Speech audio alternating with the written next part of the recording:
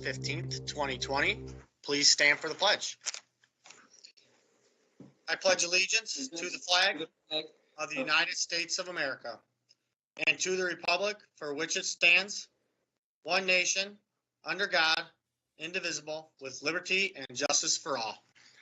Mr. Goldsmith, if you wouldn't mind opening us up in prayer, we appreciate it. Thank you. Father, we pause tonight to give thanks for the blessings that you have bestowed upon us, both individually and as a community. And Father, tonight I would specifically pray for each and every one of our board members, thank them for their service and provide them wisdom and discernment as they make decisions for and on behalf of the township. And we also want to pause and thank our first responders here, both in Bedford and throughout the country, and also our service people, many of whom will be away from their families at Christmas. We pray all these things in Jesus' name. Amen.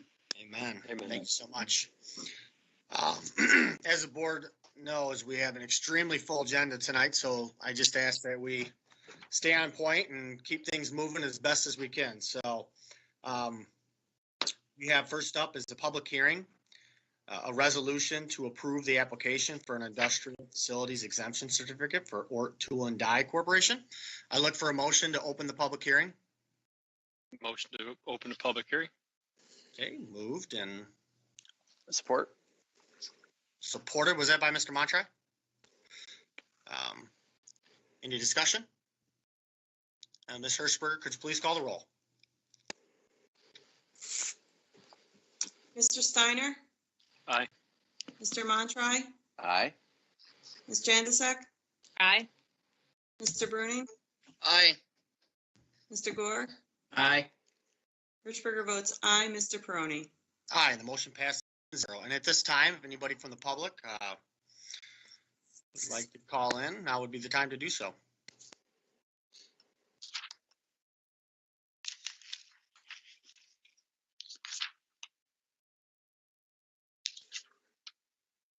Are you still there, Mark? Yes. Okay. That's Tim Lake right there. We can wait for him to talk at board comments. Okay.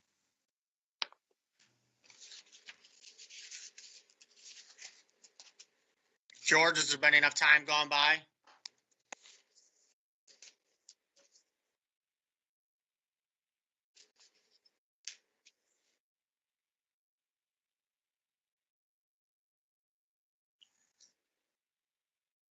They might be from Ort Tool and Die. Yes, that is correct.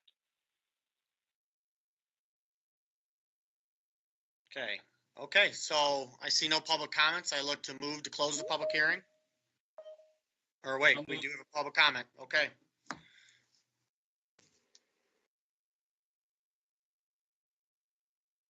Go ahead, George. It's Miss Keene. Do you want to let her in?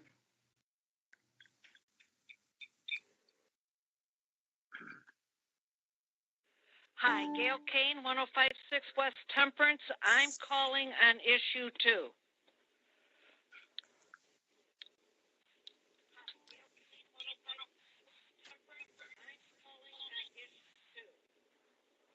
You still there? Yep, I'm still here.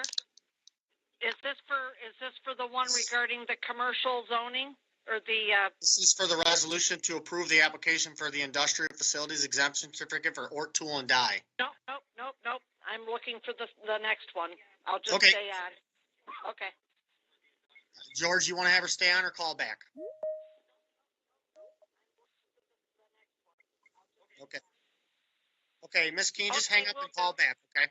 Thank you. All right, will do. Bye. Okay, George, you have another one, 819?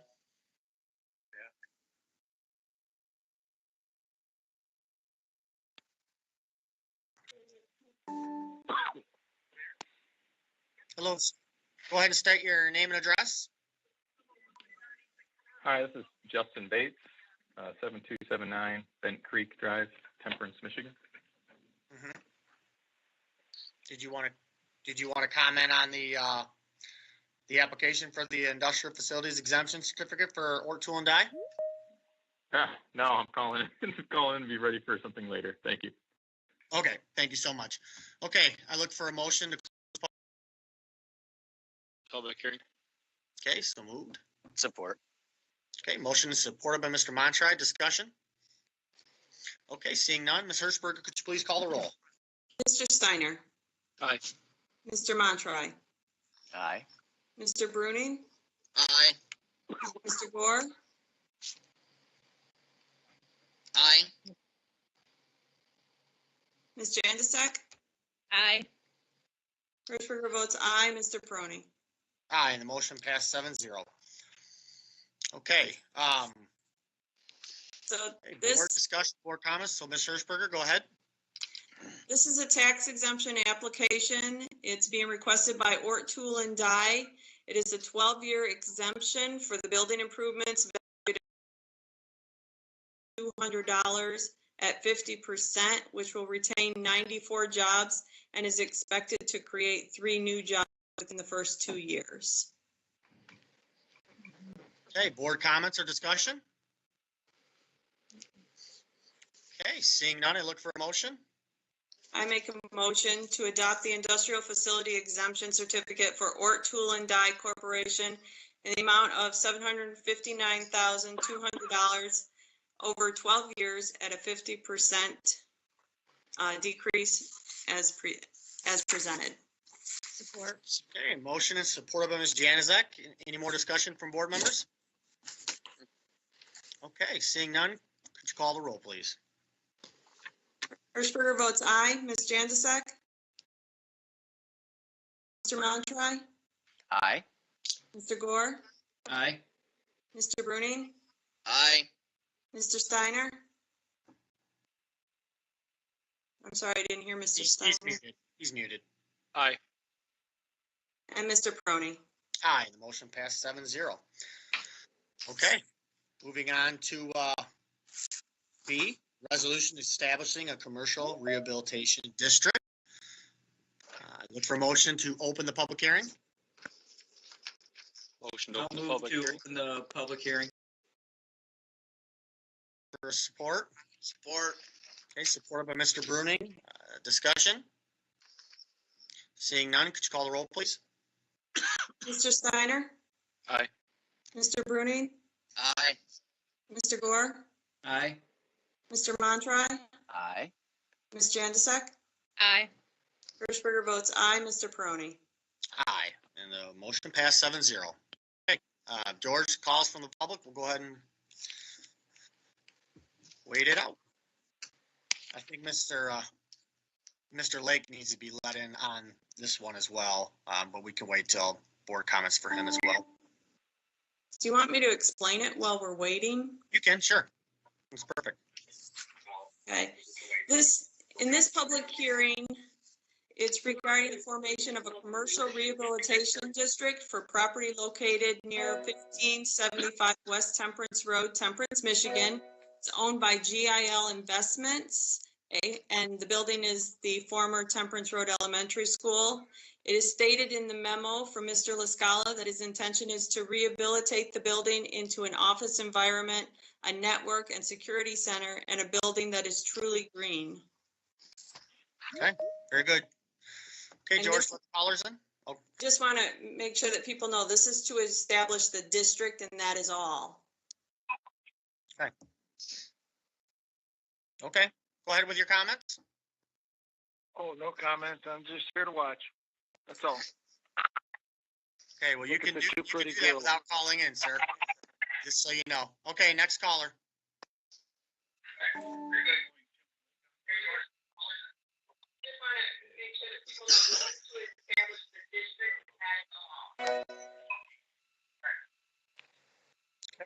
Okay, Ms. Keen, could you go ahead and state your name and address, please?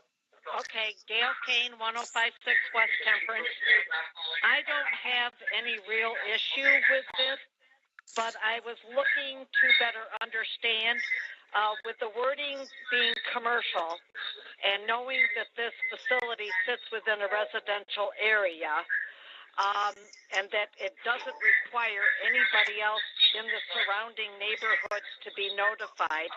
I was just looking to understand better And after doing some research, I Excuse me, understand that the Ms. school. Key. Ms. Key, Mr. Peroni, could you instruct everyone to turn their TVs down and everyone keep their mics? My TV's off. Okay, thank you. I don't know who it was, but Rick, you just get feedback sometimes. I don't know if it's because their phone's too close to the computer or what, but yeah. I'm not on the computer either. Okay. yeah, I don't know. Just do your Okay. best. We're doing our best. It's cleaned up. It's cleaned up now. Thank you. Okay. Do I start over or did you catch me? No, we got you. Okay. At any rate, I did some research. Since this is supposedly commercial, and I know it's within a residential area, and that it did require that the surrounding neighbors be notified. So after doing some research, and I'm wanting to understand this, I understand that the school was tasked to get the PBO zoning prior to the sale of this building, which is now eligible for this privilege, and that the 2020 taxes are null because the school still owned it as of January of 2020. So if I understand correctly, this resolution regarding Act 210, which of course doesn't say anything in the papers as far as the pamphlets, that's why people have to dig for themselves, will allow this company to avoid paying any taxes for the next 10 years. So, and my other concern is that the words that he used were energy savings and green. Is he talking, at this point in time, is he allowed to put up, say, a solar field, wind towers, or any other features? And since this is new, I did some other digging and per some other people, they felt that this had been done away with, that they weren't allowing this anymore. But we do know that this is legal and that the PBO zoning does allow this. But is he eligible for this just one time only? Are there extensions? Are other commercial entities allowed to do something like this? Because this would be nice for them to know.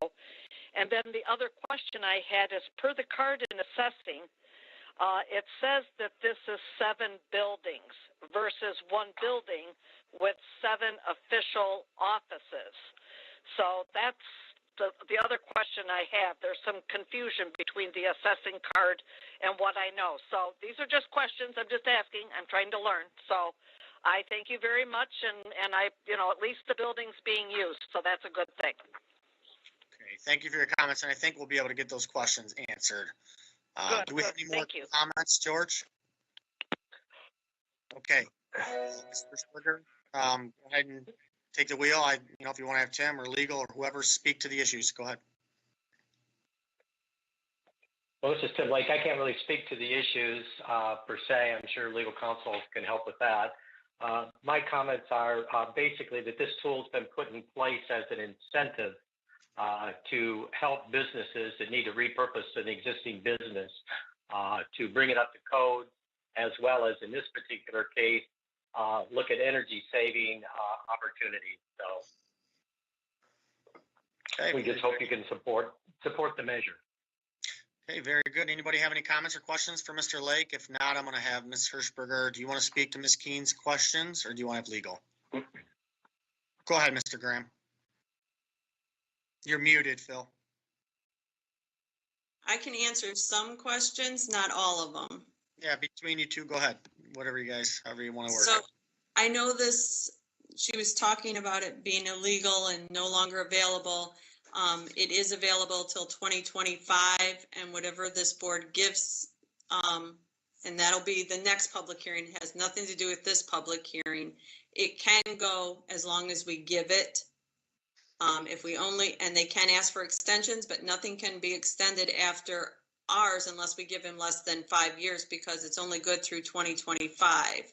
If I'm wrong, correct me, Mr. Graham or Goldsmith, but that's what the law stated, is it's good through 2025. So if we give him 10 years, he can go beyond the 25, but that would be the max. That is correct, what you just said. So, of course, we should all remember that all we're doing tonight as the clerk has stated, is that we're approving a district, similar to an IFT where we have to set up districts. And then the Ort-Tulandai district was set up many, many years ago in the 70s. Today, Ort-Tulandai came in to seek a certificate.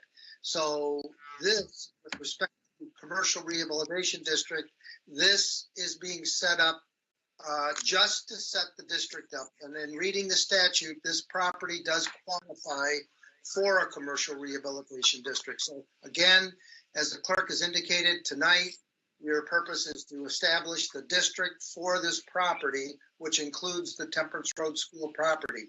Then next year, they will come in and seek a certificate, an exemption certificate for taxes. Not all taxes are eliminated. It's just for the improvements that are going to be made. And as the clerk has indicated, there is a sunset provision on this state law. However, if you give the amount of time that extends beyond that before the sunset provision, then as the clerk indicated, it would continue on. So you can go for up to 10 years. If you go less than 10 years, then you can give extensions to complete the 10 years or a lesser amount of time. So before we talk about anything specific on that, we would want to see the actual application, and which comes later. So again, this is the first, I would say this is the first time I remember seeing this commercial rehabilitation district being established in Bedford. This is the first time. Maybe Mr. Lake knows better, or the clerk. This is the first time I remember that we have done this. In the past, as everyone knows, we've done many IFTs going back to the 1970s. So I think Mr. Lake is promoting this on behalf of development and commercial rehabilitation for the township.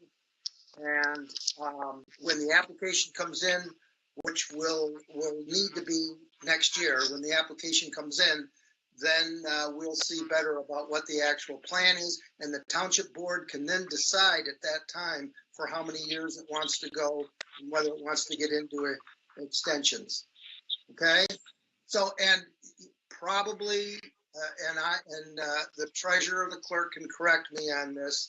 I don't know exactly when purchases were made, but of course, when the school owned the property, it was tax exempt, property tax exempt.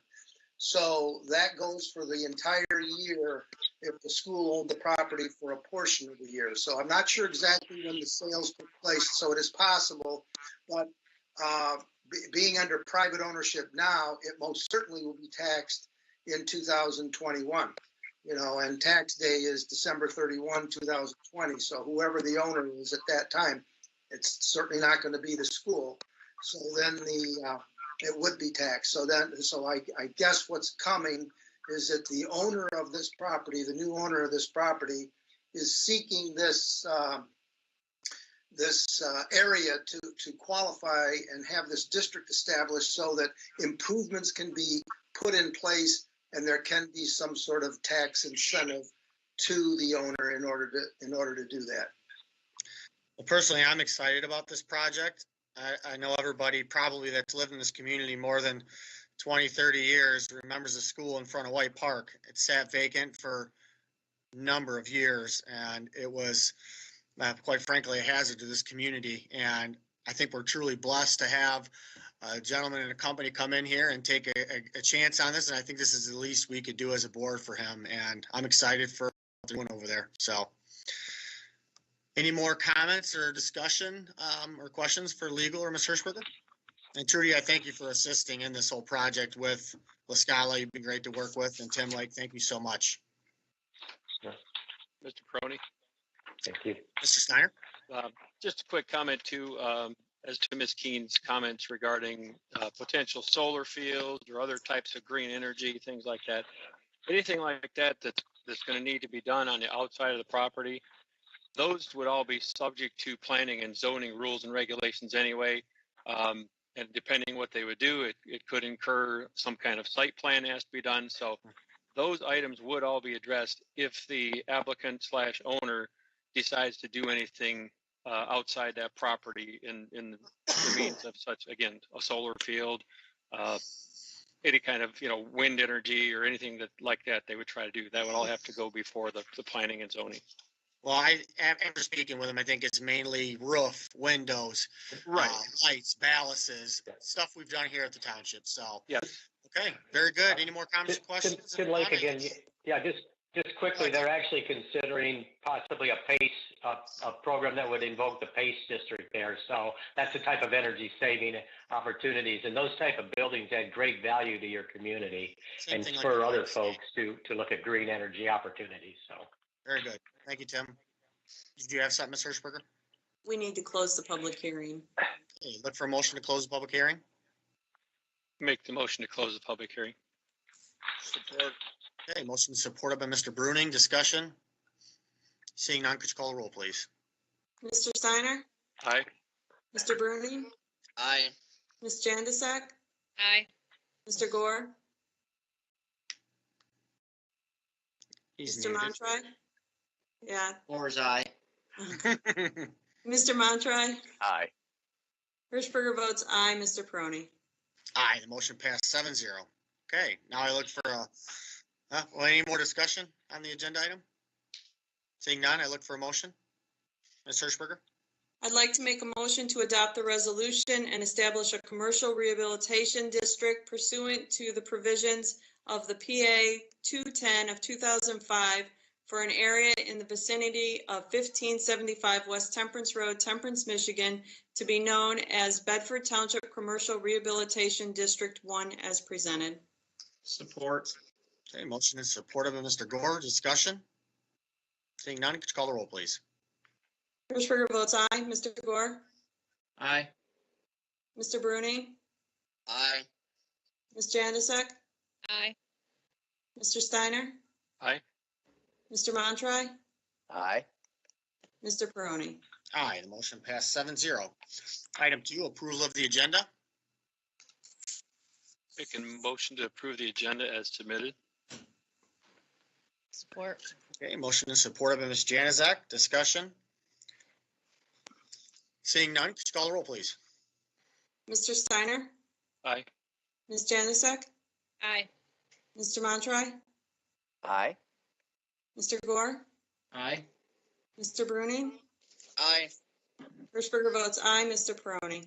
Aye, the motion passed 7-0. Item 3, consent agenda. The agenda committee recommends to A, approve and place on file the minutes of the December 1st, 2020, the regular meeting of the Bedford Township Board. B, accept and place on file the general savings, pooled funds, and CD reports from the treasurer. C, approve and place on file the revenue expense report and balance sheet for the period ending November 30th, 2020. D, accept with regret the resignation of Matt Vanasecker from the Planning Commission effective immediately. I look for a motion. Motion to approve consent agenda? Support. Okay, motion and supported by Mr. Bruning. Discussion? Okay, seeing none, could you call the roll, please? Mr. Montry? Aye. Mr. Bruning? Aye. Mr. Steiner? Aye. Mr. Gore? Aye. Ms. Janusik? Aye. Hirschberger votes aye. Mr. Peroni? Aye, the motion passed 7-0. Okay, we have no presentations. Number 5 is public comment. Comments limited to 5 minutes for board agenda items only.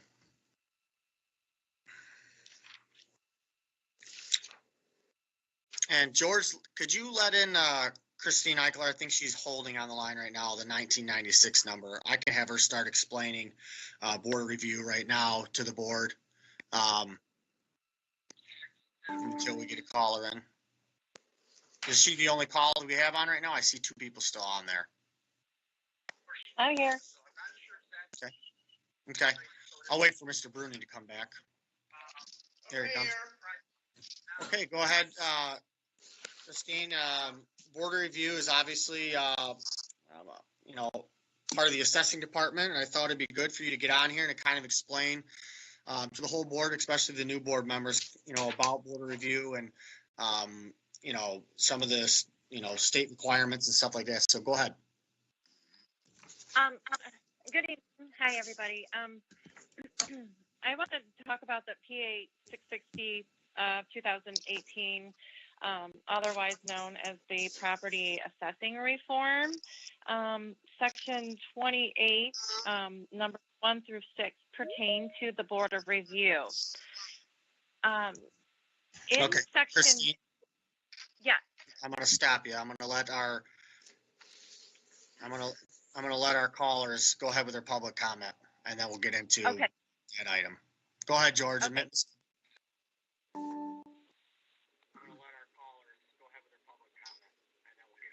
Ms. Keen, you there? Yep, I'm here. Okay, go ahead with your name and address and comment. Gail Kane, 1056 West Temperance, and I will talk fast to cover all my aspects. The resignation is just a reminder that the township needs to use discretion with committee assignments, especially with planning, BZA, and corridor programs to avoid conflict or improprieties. And since the board is all Republican, I think maybe all of our very vacancies on the committees should be filled with Democrats to better reflect the township overall. As far as 8D and E, I would think that we should not sign, you guys should not sign those. I think we need to revisit them. I think the planning meeting needs to be reviewed, and what they had to say on these issues should be looked at. That was the meeting of November 18th. Consider Mr. Rosnowski's suggestions and apply A2 throughout the township instead of removing exotic, use better words such as available at pet stores. I want to commend Ms. Hirschberger. She's always done an excellent job for recognizing the Wreaths Across America. I would just hope that the title could possibly read Bedford Township's chapter of Wreaths Across America. I want to support in 8G, Mr. Bruning for park liaison. Good assignment for him. 8H, we should discontinue the door monitor. It actually was kind of more harmful than good. There wasn't the proper distancing, and that money should go back to the fire department. 8I, sell and sell it. Todd made some valid points at the last meeting, and we only have 2 maintenance workers. We only need 2 trucks.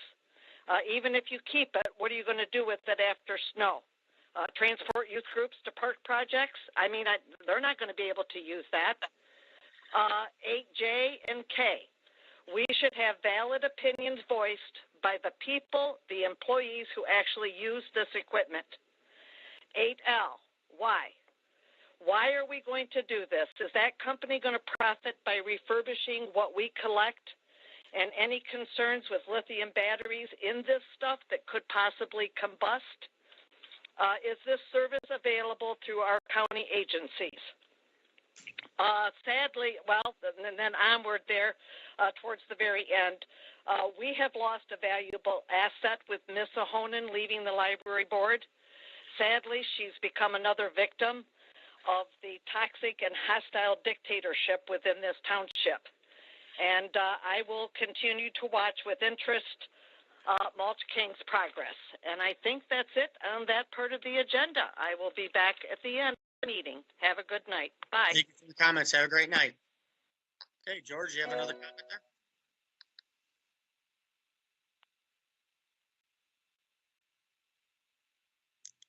George, is that another comment there? Okay, you have this 989 number.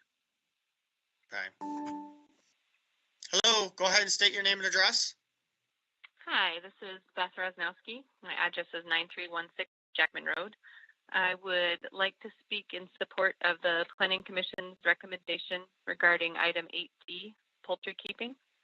Last month, the Planning Commission recommended that the ordinance revision regarding poultry be denied. My husband spoke at that Planning Commission meeting last month, and the Planning Commission agreed that the blanket ban was overly broad and restrictive, and instead asked for direction to move forward drafting an ordinance that specifically allows chickens on residential parcels. This allowing the chickens on residential parcels and feel ownership can be done in a way that does not unduly impact neighbors.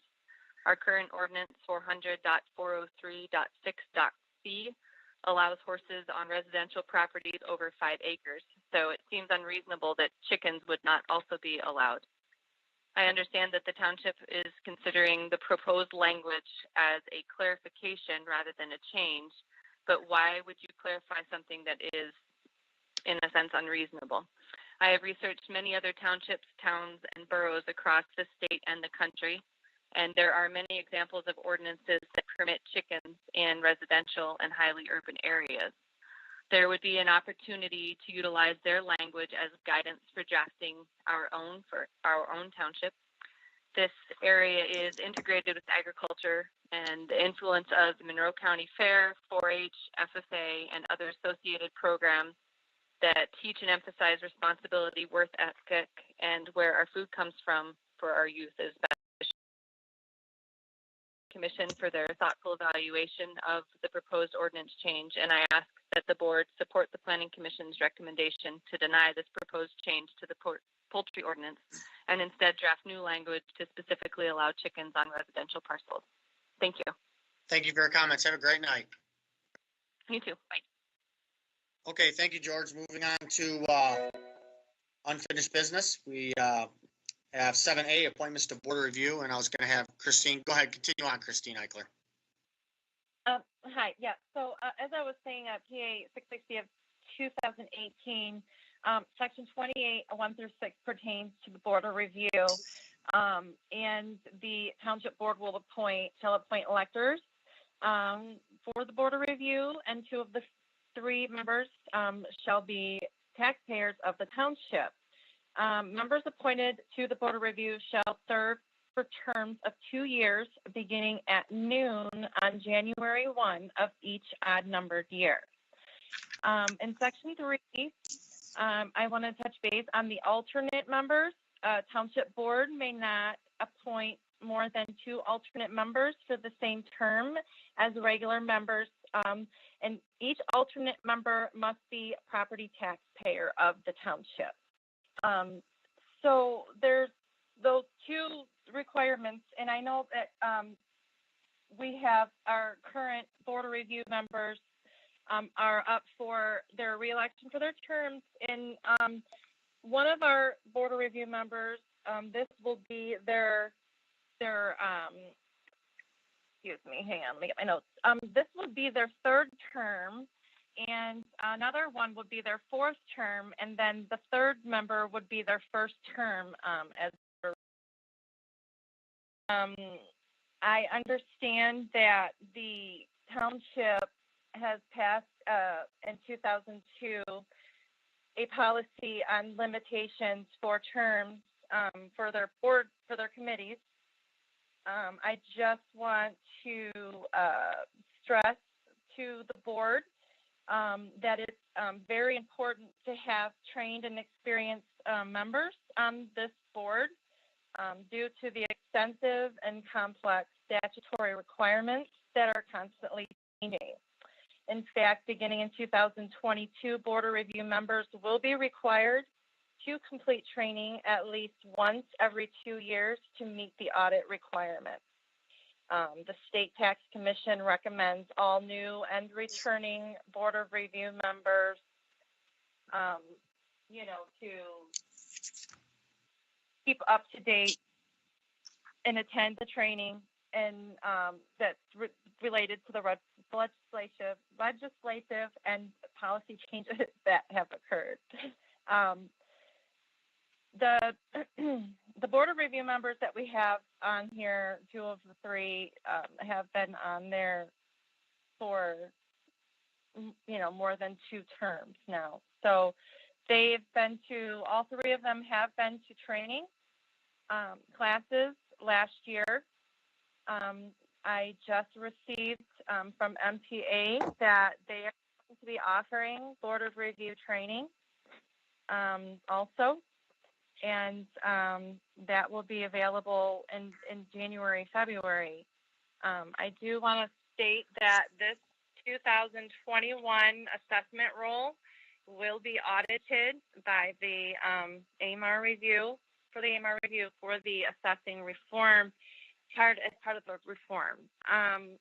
So I just want you as board members to realize that any actions taken at these board meetings, they will be, their minutes, everything's going to be, reviewed for a mark. So I just recommend that who you appoint for this board does have some experience and knowledge in the statutes and how the functions of the board of review work. That's Okay. Thank all you, I Christine. have. If you have questions, I'm available. Hey, Phil, the committee policy that we all received a few weeks ago that's new to all of us, does the board of review have to comply with our committee policy with the 2 terms? And 2, this committee policy, is it in fact valid that it's not signed by the clerk or the supervisor? I've seen, minutes, but I don't even know if it reflects to this document. Well, to answer that question, it of course would be preferable if the committee policy had a date on it and had the date when it was adopted by the board. There is a meeting minutes of December 18th, 2001,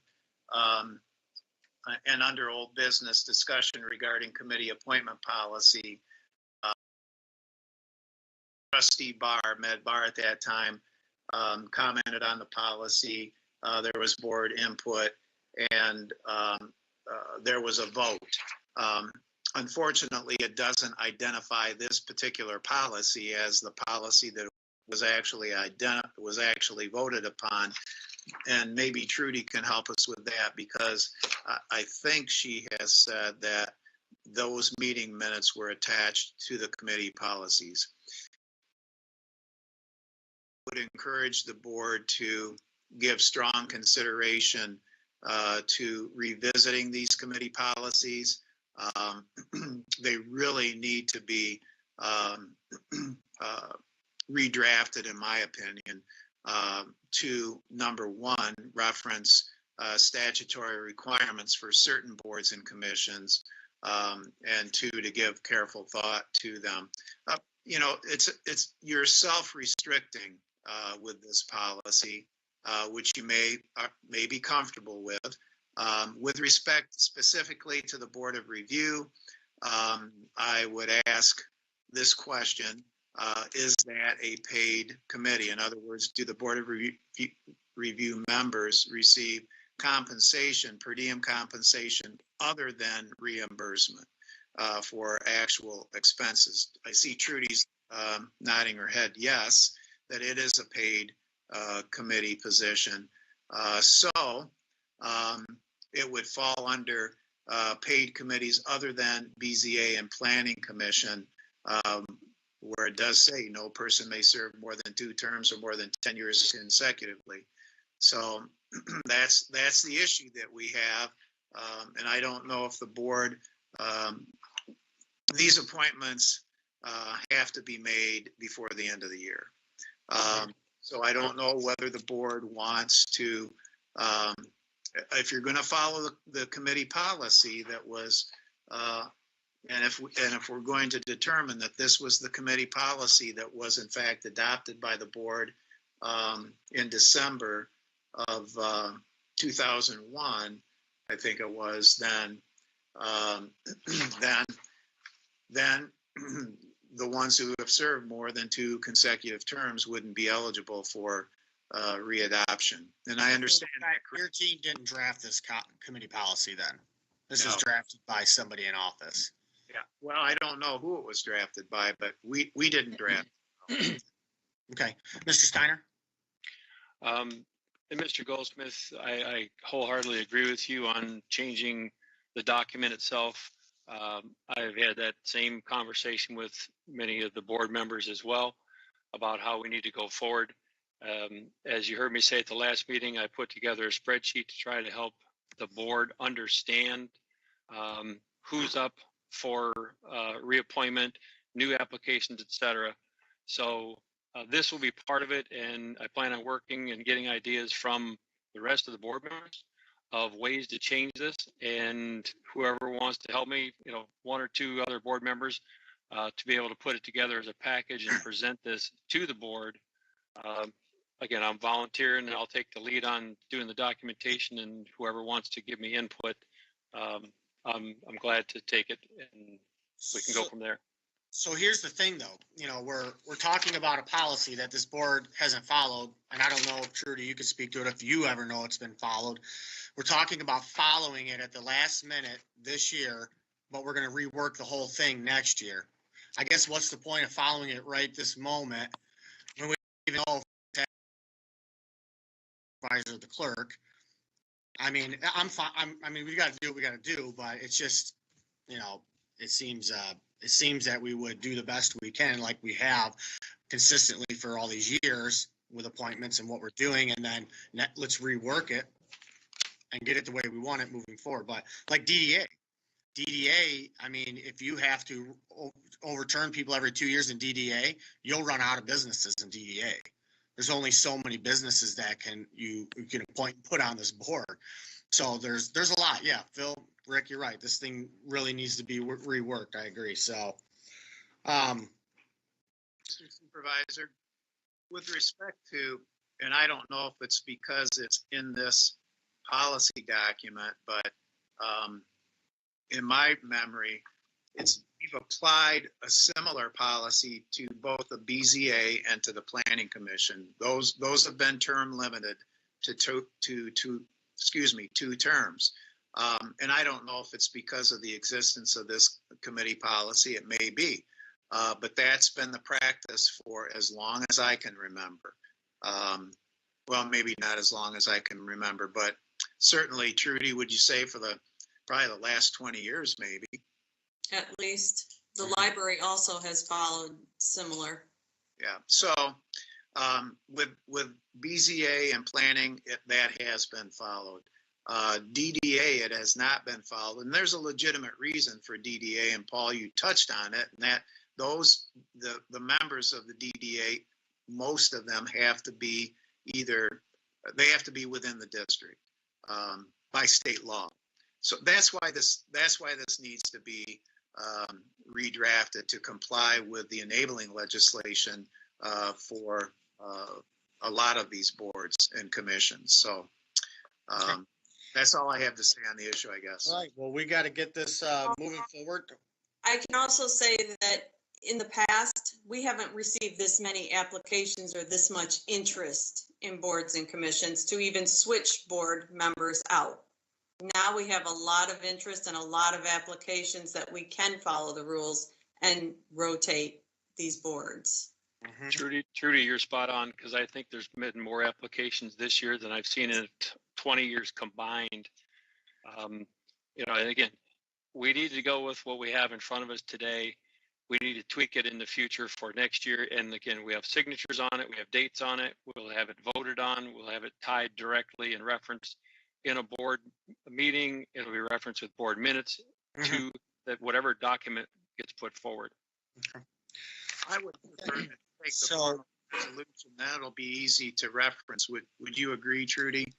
I'm sorry, I didn't hear you. I would prefer that it take the form of a resolution, and then it will be easy to index and to find.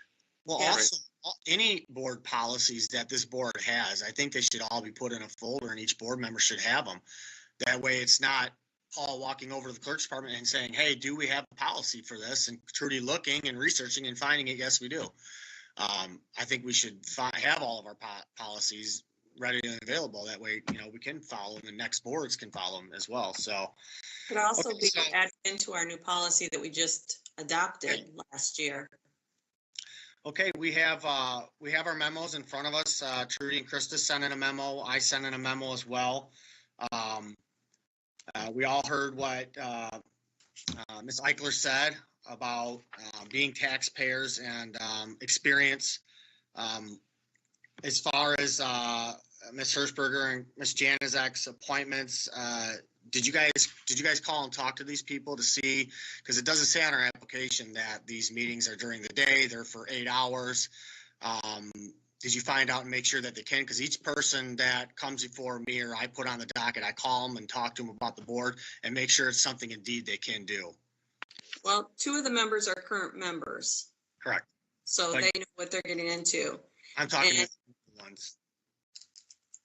I would assume that if somebody is applying for a board, they have done their research and know what these boards You'd be surprised. You'd be surprised. I mean, just for like DEA, I make sure people can meet at 3 o'clock on a Friday, simple stuff like that. But, and do we know that these 3 new people are indeed taxpayers? Because if they rent, then they wouldn't be eligible for, alternates. Well, I guess if they are renters, we'll have to remove them and replace them with new people. So, okay, what's the pleasure of the board? We have, my appointment would be, Ron Cluin. I did talk to, Phil Konasecker for a 3rd time, and he is indeed interested and would love to serve. I know, some people have heard different, but I asked him again today, and he said, he's more than willing to serve. Mr. Montre? Are these going to be, am I correct to assume that these will all be separate motions? They don't have to be. I don't think we need to be. No, I mean, it's. They're all the same ending term.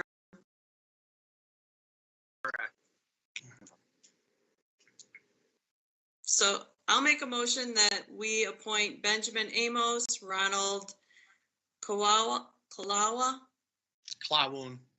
and Leonard Burrows for the 2-year terms expiring 12/31/22, and then appoint Matt Kern and Matthew Moraga as alternates for 2-year terms ending 12/31/22. Support. Okay, motion and supported. Was that by Mr. Gore? Yes. Okay, motion and supported. So Rick said there was more, there's more applications in this last year. There's been more applications this last week than we've had in 20 years or whatever. Leonard Boros and Matt Kern, were they not on our agenda to be on the library advisory board last week? That we did not bring back to this meeting, that were tabled to this meeting. I thought Leonard Boros and Matt Kern were supposed to be on library advisory board. That's who I was recommending for library. They were excellent candidates for library. As far as alternates, they might not ever serve. My other thing with, that's kind of my other thing with like the Matt Kern. Matt Kern possibly has the most impressive resume, definitely from a quantity standpoint. He's got a 5-page resume in his application, and where I feel like it's borderline disrespectful to like throw him on as a alternate for like you said, just I feel like we're not taking advantage of good applicants who did not apply in this last week. So I don't know that the Leonard Boros and the Matt Kern, that's my 2 cents on those 2. Why it doesn't make sense to me to apply people that we have good people to use that are, I don't know what happened with that. I don't know why all the tabled agenda items are not back on this agenda, but I'm pretty sure that those 2 were supposed to be on that board, and that I feel like we're just, like I said, we're not using someone that looked like a good applicant. We're taking and throwing into a kind of here if you get around to it, and I feel like it's a waste. Well, obviously, like I said, they were the 2 applicants I was putting on library.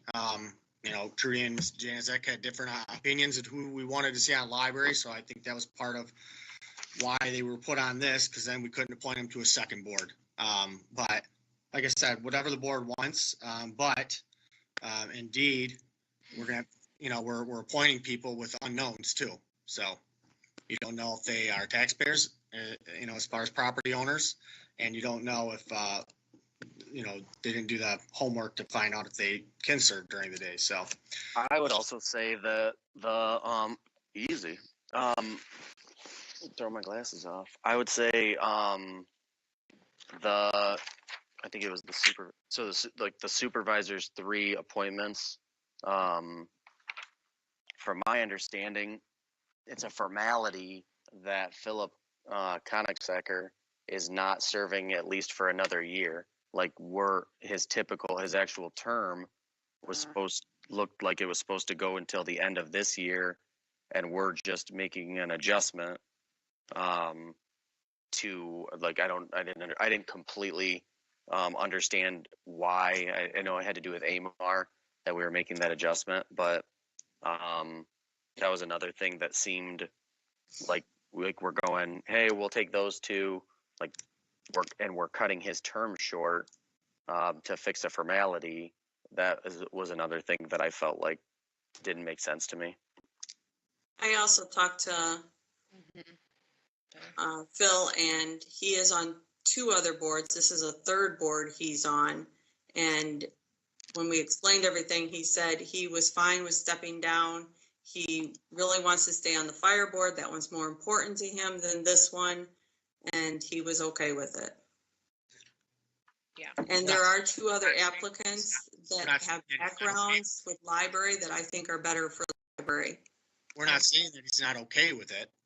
He just, we're looking at people that have some experience. I mean, you guys are swapping, you got 3 new people on there, so. They do have to go through training too, Paul.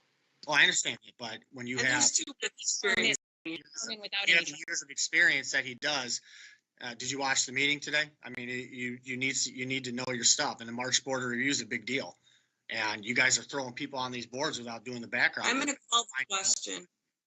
Well, you need you can't just stop conversation. First of all, you need a motion to call the question. So you have No, to. I don't. She already had a motion. I have a motion. And a second. Just a second.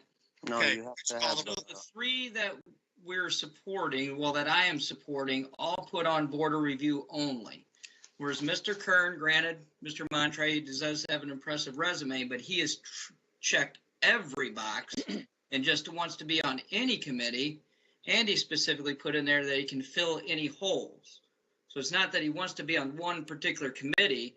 We can put him on any committee. And with his background in economics and business administration, maybe a compensation committee, maybe the grant writing committee, something like that would be suited for his needs, in my opinion. Well, and I would agree. That's what The question was called, guys. So we need a motion. We have a motion to call the question. Do we have support to call the question? Yes. No, we need support to call the question. You can't just call the question and move on. Yes, you do, Parenti. Yes, you do. Mr. Just call the Goldsmith? question. You have to have the support to call the question and then go to a roll call. I'll support. We have a motion and we have support. I'm telling you, when you call the question, Phil, you you want to explain this? I am supporting it. Let's call, please. Yes. Krista is giving the support for the question. Joe did as well. So, I mean, could you call the roll? Hirschberger votes aye. Mr. Gore. Aye. Ms. Jandisek. Aye. Mr. Steiner. Aye. Mr. Bruning. He's muted. You're muted. Aye. Good. Mr. Montre. No. Mr. Peroni. No, the motion passed 5-2. Okay. Sure, there's a motion and a support from Mr. Gore. Discussion, Mr. Steiner. Before we proceed, let's get clarification because this could very well happen again. Mr. Goldsmith, if we have a motion on the floor and a second on the floor, discussion takes place, someone calls the question, do you have to have a second for calling a question? Because according to Robert's Rules of Order, calling a question stops all conversation, period. Yeah, as long as there's a motion it's been seconded and discussion has been held, a board member can call the question, and you don't need to have a motion specifically on that. You're right. It stops all further discussion and the vote can take place. Okay, thank you. That's not what MTA talked to me about, because Mr. Montre actually called MTA about that specifically as well. So that's fine. We don't have time to hash it out, but we'll move on unless you want to say something, Mr. Montre, about it. I would just, I was gonna send something to the board this weekend. Actually, I was looking that up, and I was looking for more verification before I did that. I wanted to verify how I understood the process of the call to question is the question is call the question, needs a support. Then if with the support, it's a hand raise vote. You need 2/3 vote, and then you actually have the question's been called, and then if the ayes take it, then we vote. But it's not an arbitrary shout out of call the question that automatically stops debate. That it would need some support to be able to stop the discussion. That it wouldn't let a single individual arbitrarily end debate.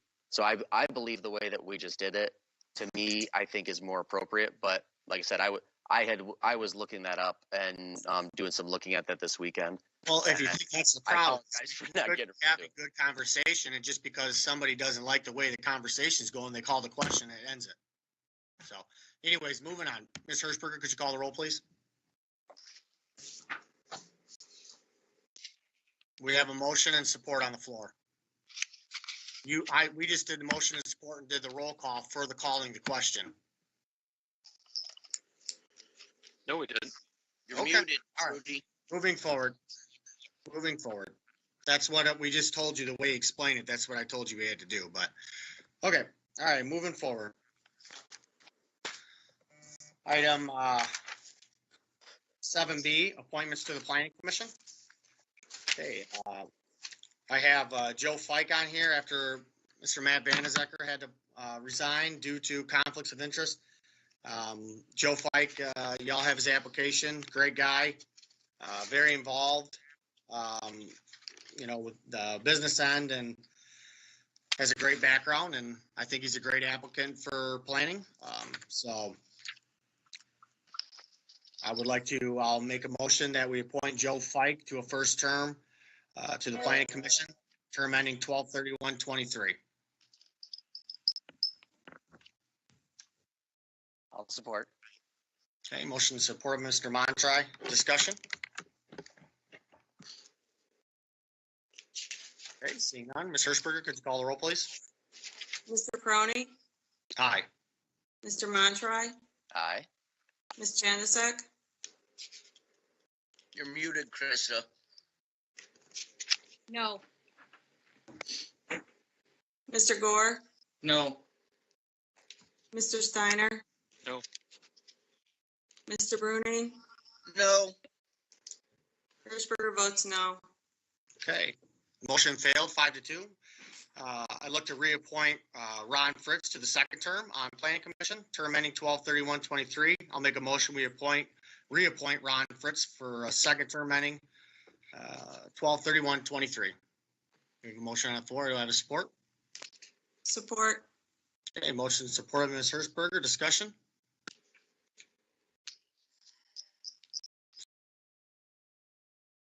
Mr. Crony, Aye. Hirschberger votes aye. Mr. Montroy, Aye. Mr. Bruning, Aye. Mr. Steiner, Aye. Mr. Gore, Aye. Ms. Janusik. Aye. Okay, and the motion passed 7-0. Moving on to the appointments to the Compensation Commission. You have the appointments. I put on Patty Lyden, and the Trudy and Krista put on Keith Godfrey. In my opinion, Patty Lyden's probably the sharpest candidate we have of all our appointments, and she's a woman. We're trying to be more inclusive on this board from a lot of the stuff. Even Keith Godfrey's wife ran on a lot of that. So I'll make a motion that we appoint Patricia Lyden to the Compensation Commission for a first term ending 12/31/2025.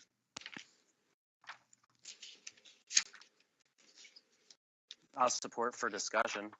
Okay, motion supported by Mr. Montry. Discussion.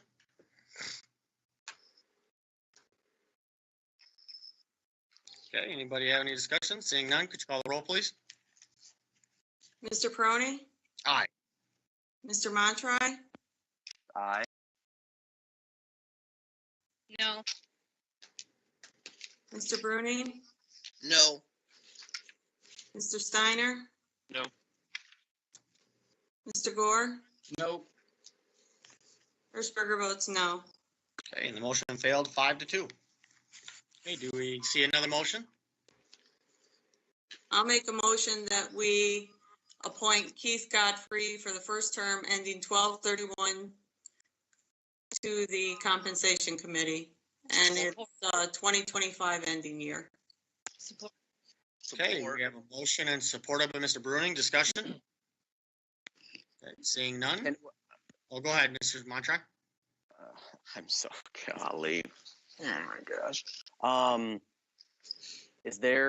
Do we have any like explanation for the candidate? Paul wanted diversity. I'll give him diversity. He's a Democrat. Paul's a Republican. This should be some good diversity. Good point. Good point. Go ahead. Any other discussion? Is there any other? I don't know what it has to do with me being a Republican, but you're all Republicans. We're all Republicans, You but say you're all Republicans, so this'll change it up. That's for sure. yeah. Is there no other? I would say he seems like a good. He's got a good background, and I don't see any issues with him. But I mean, I don't have a problem with him. I've had beers with him at Forest View. I think he's a good guy. I guess I don't know why that we're having multiple memos. Why don't we continue on the path we've done for 50 years and let the supervisor appoint? And if the board doesn't like the appointments, just change them. I don't know why we need multiple memos, because we could get 7 memos from different board members. So I'm not sure why we're changing things up. You can get the job done the same way, so. Okay, any more discussion? Okay, so that's it. Because he's a Democrat. Okay. All right, could you call the roll, please? I already said he had a good application. I thought he'd be a good candidate for the Compensation Committee. Okay, so you don't think He was Patty? one of the first ones to turn it in. You don't think Patty'd be a good applicant? Who's an attorney? I didn't say she would be. I didn't say she wouldn't be. Okay, could you call the roll, please? Hirschberger votes aye. Mr. Bruning, Aye. Ms. Janusik, Aye. Mr. Montry, Hey. Mr. Gore, Aye. Mr. Steiner, Aye. Mr. Peroni. Aye, and I'd like the minutes to reflect that. I'm voting aye because I do think Keith seems like a good guy and will do a good job and won't be biased, but I don't like the way this is being done. And I'd like to make one reference to everyone.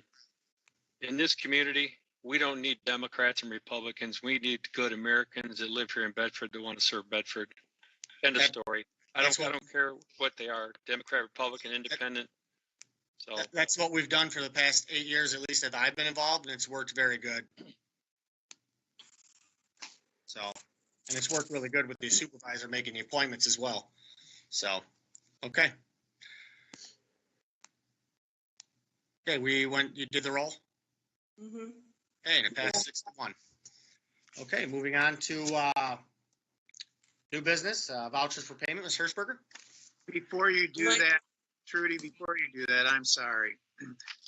I'm very concerned that the minutes of this meeting, if someone went back and listened to the tape, might reflect that we didn't make an appointment to the Board of Review, because I think a motion was made to call the question. It was then seconded and a roll call vote was taken on it, and the motion passed. But I don't think we voted on the appointment to the Board of Review. Trudy made a motion. It was seconded, I don't recall by whom, but I don't think a roll call vote was taken on that. And I think if you went back and listened or watched the meeting, that might reveal that. So I'm just concerned that we didn't make our appointment to the Board of Review. Trudy, would you make a motion for the Board of Review appointments and we'll just do a new motion and have it be legit? I have a question. So who's right with this then? Because I assumed that I could call the question and we were doing the roll call, not a roll call for calling the question. That has never happened in the 23 years. There's a lot of things that happening I've right been now that here. have never happened on this board in 20, 30 years. So Well, and I have conflicting, I have my attorney saying that, no, you don't need a roll call or a second.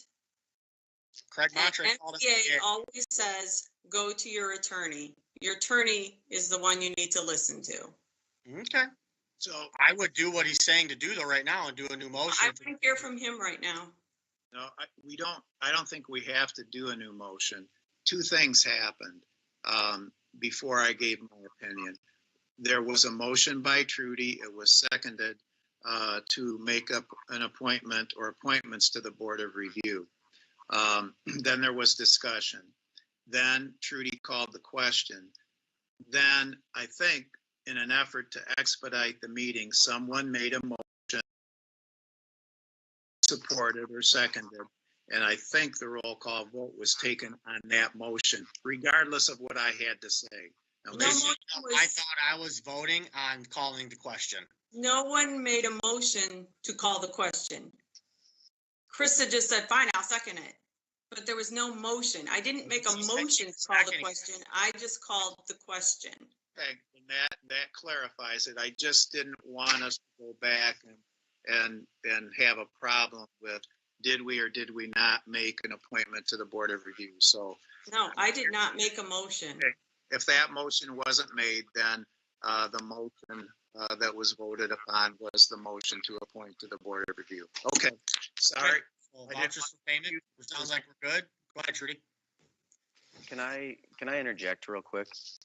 Just like that, I was trying to avoid this. I'll send out a couple articles. Like I said, I wanted to verify that I was correct before I brought that up. But I am pretty sure that this board has been doing that incorrectly, and that it is like that. The proper process is to make a motion, seconded, roll. I think it's even like a hand raise vote, like not a name call. It's show of hands, ayes, nays, and then you would go back to the actual motion one way or the other.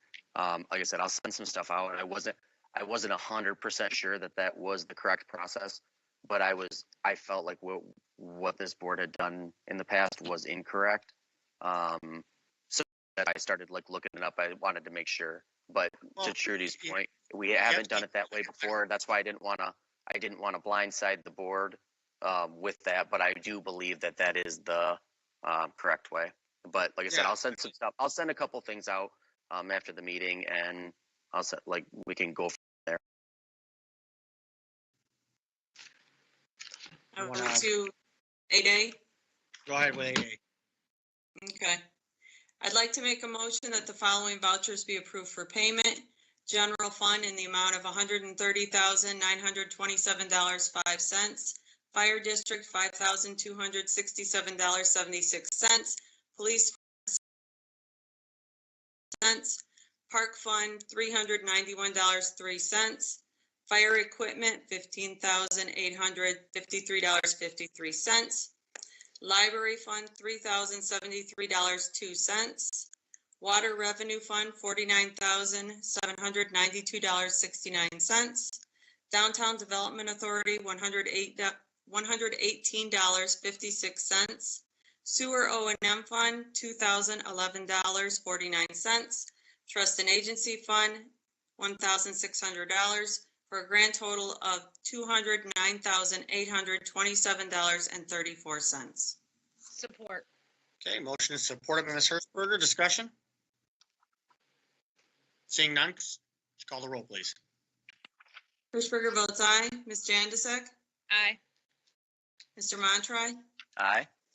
Mr. Gore? Aye. Mr. Bruning, Aye. Mr. Steiner, Aye. Mr. Peroni. Aye, the motion passed 7-0. Item 8B, approval of small winemaker license for Pavlov's Brewing Company. Ms. Hirschberger?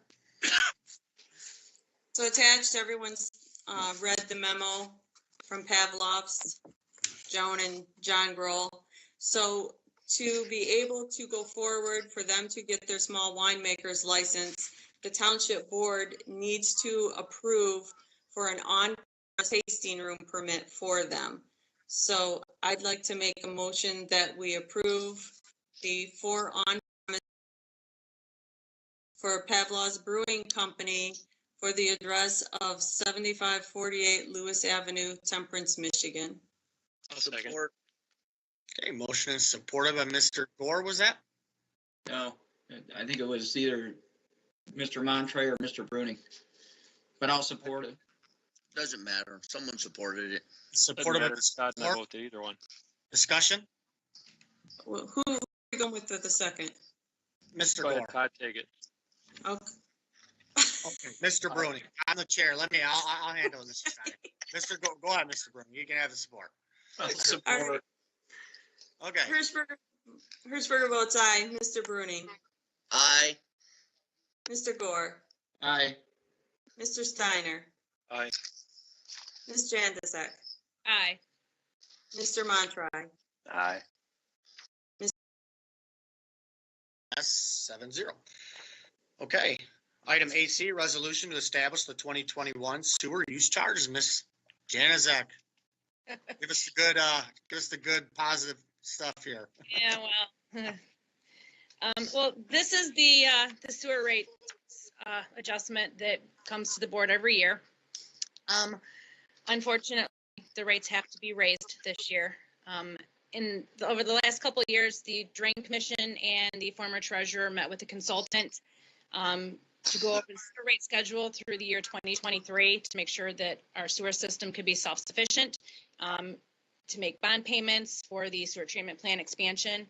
Unfortunately, last year, that rate schedule was not followed. So we have to have approximately a 7.7% overall increase for the upcoming rates for the sewer rates in 2021. So in looking at the packet in the board, operation charge, the usage charge is going from $5.29 per 1,000 gallons up to $5.80. This is per month. We do bill on a quarterly rate, so the depreciation and the debt charges, those will be multiplied by 3. So if you look down at the bottom one, depreciation 3 months, it's $5.22, and the debt service charge would be $32.10. So a family would gallons, which is what this total at the bottom is comprised of. A total bill for somebody who uses 20,000 gallons per quarter would be $53.32, as opposed to this past year, $141.50. Any discussion or board member have comments? Seeing none, I look for a motion. I move to approve the sewer rates for the 2021 year as presented at the $5.80 for the operations charge, a monthly $1.74 for the depreciation, and $10.70 monthly for the debt service charge. Okay, I'll support it. Motion is supported by Mr. Peroni. Discussion? Seeing none, could you call the roll, please? Ms. Jandisek, Aye. Mr. Peroni, Aye. Mr. Gore, Aye. Mr. Montroy, Aye. Mr. Steiner, Aye. Mr. Bruning, Aye. Hirschberger votes aye. Okay, the motion passed 7-0. Moving on to 8D, zoning ordinance amendment regarding poultry keeping. And I believe Mr. Cecil is on right now. Everybody's got their packet items. This was something, well, I'll let Mr. Cecil explain the situation. It's just probably easiest. Mr. Cecil, you on, sir? Yes, I am. Okay, so we're fresh into this item. If you want to kind of let us know the situation and why we're here, where we're at. Okay, good evening, ladies and gentlemen. What you have before you is the ordinance amendment that we're asking for regarding chickens. First of all, let me state that the ordinance department, nor myself, has anything to do with saying that we don't want chickens in township or we do want chickens in the township. We are neutral in this.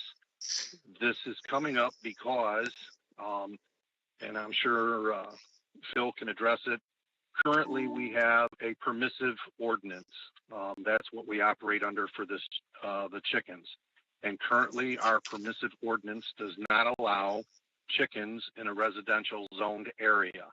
The problem is that in our enforcement action throughout the community, this comes up because people do not understand necessarily what a permissive ordinance is. And when we explain this to them in the past, that if it doesn't say that you can in a particular zoning district, then you can't. So what I asked for and spoke with planning about was making an amendment to this so that it would be in plain black and white for everyone to see that chickens are not allowed in residential, but they are permitted in our agricultural zone district only. So this is what we're asking for. Again, it's not changing the ordinance because under our permissive ordinance, we do not allow chickens. I know that, you know, there was in the planning commission, we had people that recommended that they wanted to create a whole new ordinance regarding allowing chickens in a residential area. Again, the ordinance department, we're not unopposed. We're just asking the board to make the decision whether they want to amend this language so that it's plain and clear, which is already in place, that we don't allow them, or if they don't want to do this and you want to pursue another avenue, which would be to allow chickens, that's entirely up to the board. Okay, comments from board members? Like I said, I encouraged, you know, Damon to move forward on this just so we don't keep ending up in court. This is one of the things we end up in court a lot with because it's not clear. You know, there's some discussion that, you know, like the gal that was on the phone, she's got 8 acres in residential, you know, and has plenty of room for chickens. You know, but then you run into a lot of issues with setbacks and, you know, does that 8 acres run alongside of a neighborhood? You know, there's a lot that's involved with it. Mr. Goldsmith, did you want to speak to it anymore? Just very briefly, Damon's correct. Our zoning ordinance is permissive, just as probably every zoning ordinance throughout the state of Michigan is at the local governmental level. That means that within a particular zoning district, there are principal permitted uses that are enumerated, and there are uses that are permitted after special use approval. Chickens have never been allowed in a residential zoning district within the township. Damon has had a hard time communicating that concept because some people think, well, if your ordinance doesn't say that you can't have them, then you can. That's an inaccurate interpretation of the law. So it's up to the township board. When this process was started, we met with planning, Damon Cecil, Nancy Tinneberry met, and there was discussion on what direction would the township rather take. Would you rather draft an ordinance that would allow chickens within residential zoning districts with certain restrictions, requirements, etc.? There are communities that have done that. Those communities, some have encountered enforcement problems because with chickens, just as with any animal for that matter. If they're not properly cared for, if the manure is not properly removed, it causes noxious odors or kiln, et cetera, et cetera. So if you want to allow chickens within a residential zoning district, care has to be taken that you carefully draft an ordinance where they can be. Perhaps you allow them in situations where there's enough acreage to allow for setbacks, but you don't allow them within platted subdivisions where the lots are smaller. That's one way to look at it. So the Planning Commission conducted its public hearing. It's made its recommendation. And now it's up to the board, who is the legislative body, to either adopt the ordinance or not adopt the ordinance. Mr. Steiner? Mr. Goldsmith, I agree with you when you said we have a permissive ordinance. I had lengthy conversations with the planning department. I also talked to Mr. Cecil about this as well. One of the things that I was thinking, and I'm not opposed to, in some cases, changing ordinances, but would it behoove us to have a resolution that states that Bedford Township ordinances with the guidelines of the state of Michigan are a permissive type ordinance, and if it's not listed as permissive, then all other uses would not be permitted. And then again, like the lady that talked about having 8 acres, or Mr. Peroni mentioned 8 acres. I would agree in those kind of cases, if it's an 8-acre residential, it would make sense. But then you do have to have, again, part of the process to set the guidelines, set those sidebacks, because if you don't have those, what if you want to put your chicken coop, or we've got another one coming right after this, a dog kennel requirements if you have multiple dogs, et cetera. What if you put that right next door to the fence line if you didn't have regulations and setbacks, and your neighbor's house that for some reason you don't get along with is 20 feet from that fence line, and you don't clean up your stuff? And now you're offending that neighbor, and then you've got another issue.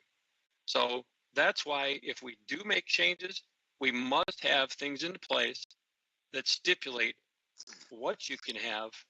But again, somebody living in a platted subdivision, and when I say platted, I'm talking, any of the small subdivisions, if you want to say. But if you're out more rural along a roadway, but you're still technically platted as a subdivision, but yet you got 8 acres, it makes no sense to have that full restriction. Okay. Anybody else have any comments? Mr. Question, Paul. Like right now, with the way that planning has it set up, there's too many like open-ended questions. It's open to too much interpretation. I think it has to go back to planning. Let them clarify the rules for us to vote on. We're changing what they sent to us. We're interpreting what they sent to us.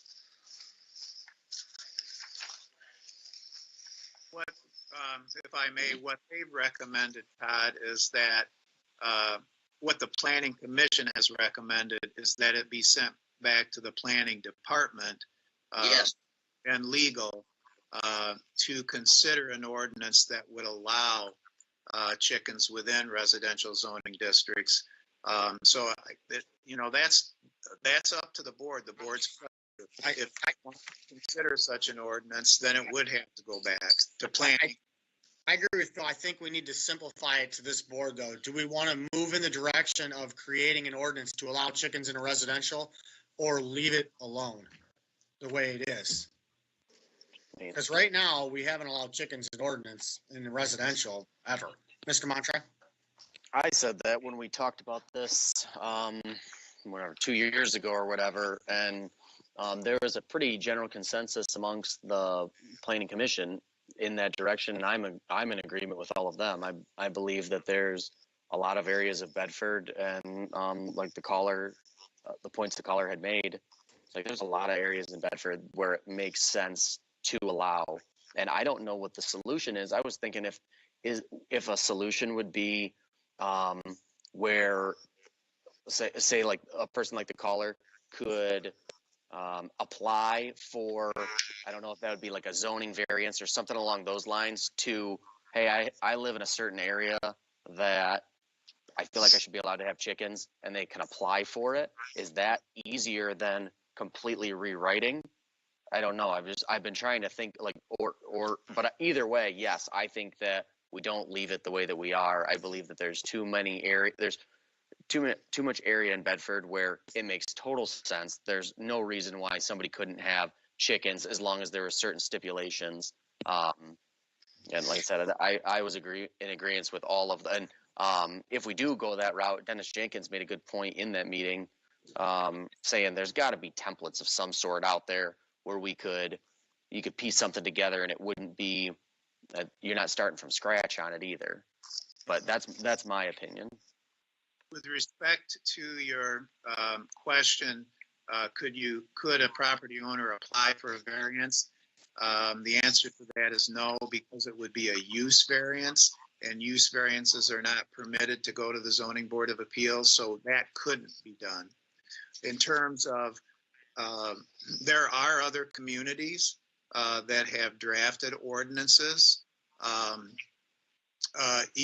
The city of Ann Arbor has drafted an ordinance that allows it within urban areas with a lot of restrictions, and I think even a permit application and a permit fee. And during the process, we examined a lot of those ordinances. Of course, we would put our own twist to it so that it fit Bedford Township's purposes, but it can be done. It really boils down to what the board wants. Okay, what's the pleasure of the board?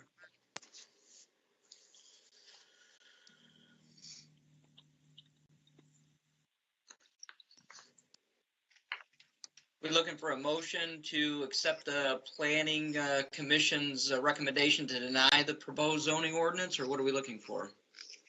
Yeah, I was going to say, Joe, I agree. Let's really clarify, because when you read this language, you need to read it more than once to understand what they really want.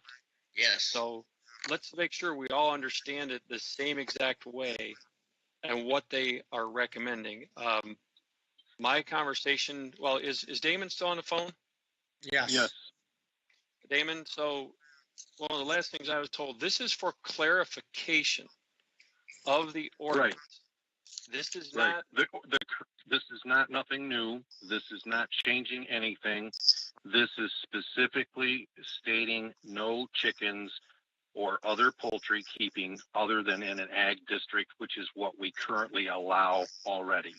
Okay, and it's already covered under the permissive portion of the ordinance, which is we don't allow them anyway. But like I said, I don't care which way, I've listened to the board. I don't care which way we go. I'm familiar with some of the ordinances. We did research back in 2015. I did. The city of Chelsea, Michigan has a unique ordinance when it comes to allowing chickens in a residential. I thought they had a very good ordinance. I know Ann Arbor does.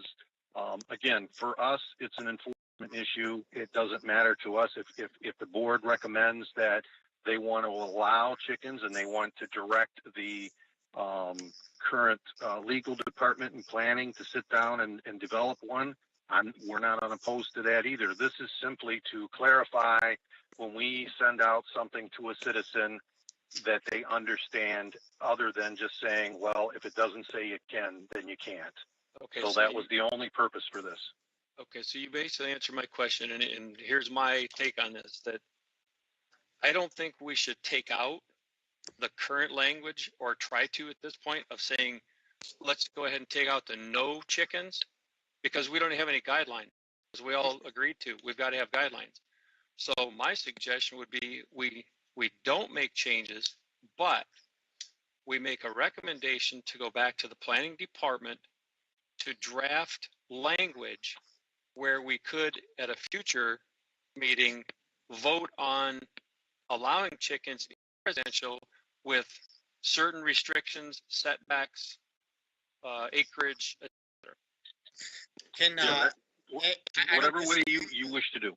I don't disagree with what you're saying, Rick, but if this board, for the most part, isn't in agreement to move forward in a direction of allowing chickens in a residential, I would hate to waste because you're talking a lot of time for legal and planning to work on something if indeed this board, in the end, when they get it, isn't going to be for chickens in a residential. Well, it wouldn't be a vote, but it'd be a consensus whether Yeah, this just a board wants to move consensus in forward. saying, hey, do you want to move forward? You know, a consensus to say, hey, do we want to spend money and time? Because I mean, you ask Bill and Marty, it's not an easy thing to get done. I get it. There's, you know, we talk about this with all our ordinances, you know, we'll just cut and paste from another community. It's not that easy. You know, No, you we're gotta a tweak. community, you know, you have to do a lot of, and time too. I know there's a few ordinances, legals working on. I don't know as far as time, how long something like this could take, you know, so I just, Well, we that, don't that want was it. And we can't have we can't create ourselves another conflict with another ordinance or some other, item where we create that conflict and have another big problem. So, yeah, I get it. And that's where we have to, again, we have to have a consensus as a board, how we move forward with that. But I would hate to take language out right now and say, okay, as of, the meeting minutes being approved, okay, we approve chickens in residential. And that's not before you tonight. What's before you tonight is either to adopt or not adopt the zoning ordinance amendment to clarify the current zoning ordinance, which does not allow chickens. So that's before you tonight. But you can certainly direct your planning department to investigate and present an ordinance that will allow chickens in residential zoning districts with certain carefully drafted requirements and restrictions. Then you have another public meeting in front of the planning commission. The planning commission would make a recommendation, and then that would come back to you for adoption or not. Ms. Hirschberger? So if I'm getting this right, we would have to deny this one and then make a second motion to go forward with the planning department processing draft language to create an ordinance change to reflect permitting chickens in some residential zoning districts. Is that correct? We need two separate motions. That is correct. And voting to deny the proposed zoning ordinance amendment, you could, whoever makes the motion could put something in like pursuant to the recommendation of the planning department, you move to deny adopting the zoning ordinance amendment and to direct planning to investigate, draft, and present an amendment that would allow chickens with certain restrictions and requirements. So it could be one motion? Well, I do two. I would do two, like I said. Okay. I'm sorry. All right. Mr. Montrach? You're muted. I know, I was trying to get it to go. So I think, I guess my first question is, have we already put time and money into this being the way that it is, what we're being presented? Have we already put time and money into getting this to this point? You have. That's what I thought. And I think one of the biggest things with this is, with what's in front of us right now, is it's technically, when Phil, you can correct me if I'm wrong on that, but technically from a legal standpoint, this does not change anything from today to tomorrow. If we adopted what was in front of us right now, it changes nothing from a legal standpoint, correct? That's correct. What it does at the request of your ordinance enforcement department is provide clarification for what is already in effect to make, I don't want to say to make the job easier, but to satisfy residents who have questions concerning, well, why can't we have chickens in a residential zoning ordinance? So you're right. You're correct. It's hard for people to understand that if it doesn't say it in there, it means you can't, because if it doesn't say you can ride a bike in your driveway, does that mean you can't ride a bike in your driveway? You know what I mean? That's And where he's trying to clarify. That's where I feel like I feel, and I hope our board is, I feel like there's a little bit of consensus with the board that we do understand where we live, and that there's space for all the said what the planning commission is saying.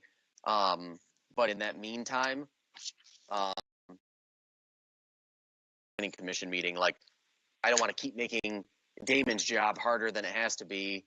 And he's just maybe like what Phil's saying. Maybe he's just trying to make his job a little easier, and no fault in that. But I think it's brought to light a lot of people going, wait, you're going to make chickens illegal, and they didn't know. It's because they didn't know chickens. They didn't know chickens are already illegal, and possibly allows us to clean up a situation that's probably been goofy for a long time in the first place. But I don't like it because I don't like even the perception of it. But I also, if it's not that understanding that it's not changing anything technically and from a legal standpoint, all it is really doing is making Damon's job a little bit easier when he's trying to explain to somebody. It says right here, and he doesn't have to. You can't, that kind of stuff. I think it's just, I don't know. Mr. Hirschberger? Well, Go ahead. Who was talking? I just wanted to state something. When it says about making the job easier, I guess what I've learned in this community, even as of now, and you guys are saying the same thing, is that this community, since I got here, I've seen that they lack a lot of knowledge in the ordinances that we currently have in the township. And so this is why when these types of things come up, not just chickens or anything else, but when we're trying to educate the community on why things are the way they are, again, when I started here, I came from a law enforcement background, and I wasn't familiar with the permissive use type of thing that we currently have. And it took me a while to grasp that concept, and Phil and Marty and Tom have educated me in that. So trying to educate the community or make it easier for them to see is what this was about. Again, whether you make it, a thing to take and put chickens on the menu and say you're going to go ahead and, do an ordinance to allow them. I don't care which way you guys go on that, but this does make it easier for the community to understand from the standpoint of, instead of it doesn't say you can, you can't, it's kind of in black and white. So that's what it is. Yeah, you're not trying to make your job easier. You're just looking for clarification to eliminate conflict. Exactly. To eliminate court cases. You eliminate court cases and spending taxpayer dollars. So, okay, I look for a motion. Ms. Hirschberger? I hope I do this right. I'd like to make a motion that we deny the proposed language that was approved. Let's see, deny the proposed language approving the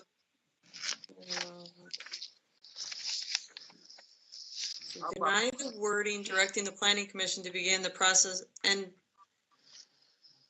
how do we want to word this, Phil? Deny the. Here's a suggestion. You're to deny the proposed zoning ordinance amendment for the reasons set forth by the planning commission.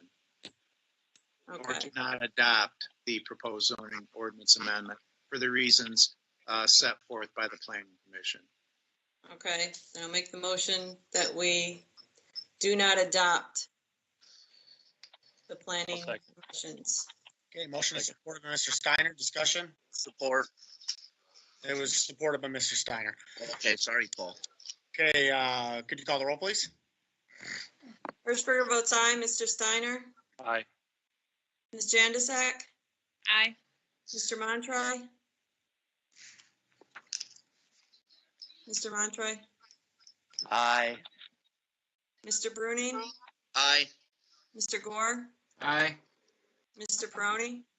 Aye. The motion passed 7-0. Another motion, Mr. Hirschberger?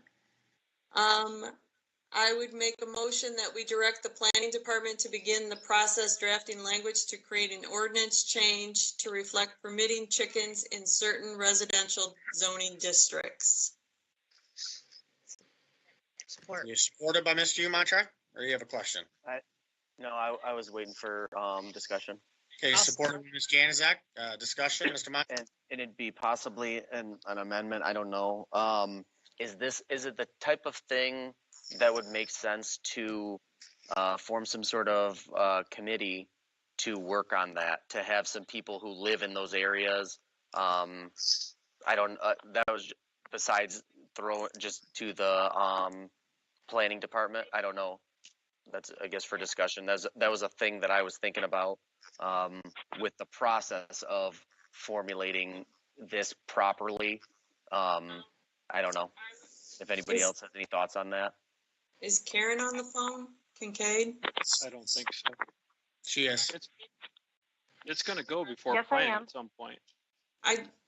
Yeah, that's what I was gonna say. It's I'm going on to, I didn't know how Karen felt about that. She's on the phone. Mr. Montroy's suggestion. You have I'm on a, the phone. you have a very accomplished planning department with Karen, who has many, many years of experience, and with Jody, and who are well equipped to develop along with legal and ordinance that then would go to the planning commission for a public hearing. So I'm not so sure you want to go with a committee process. And did you say Karen was on the phone? She is. She's talking to you. Yes, I'm on the phone. I'll be quiet. Let her speak then. Am I coming through? Yes. Yes, the planning department can work on language. What we would like to do is, once we get to a point where we feel it's presentable for comment from the planning commission and the township board, we would present the language to you for comment and input. And then if need be, we would take it back and take your comments into consideration and make changes if there are any that you believe would be required before presenting it for a public hearing and moving forward.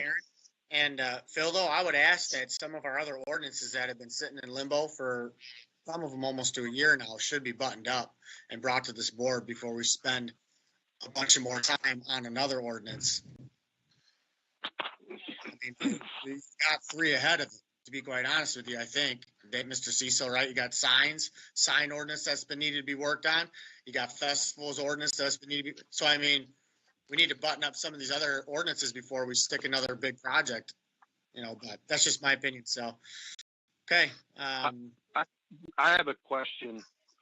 Actually, if we are going and we vote this down and we're looking in the direction to allow chickens, I think then as the standpoint of the ordinance, we should hold off on any type of enforcement by our department regarding chickens currently, because I would hate to make somebody get rid of their chickens and then turn around and we approve such an ordinance that it seems to be the direction that we want to go. I don't think it's fair to the people that have them to turn around and have spent the money, invested time in building their coops and doing the things, if we're going to turn around and tell them they can. So I would like the board direction on that for us.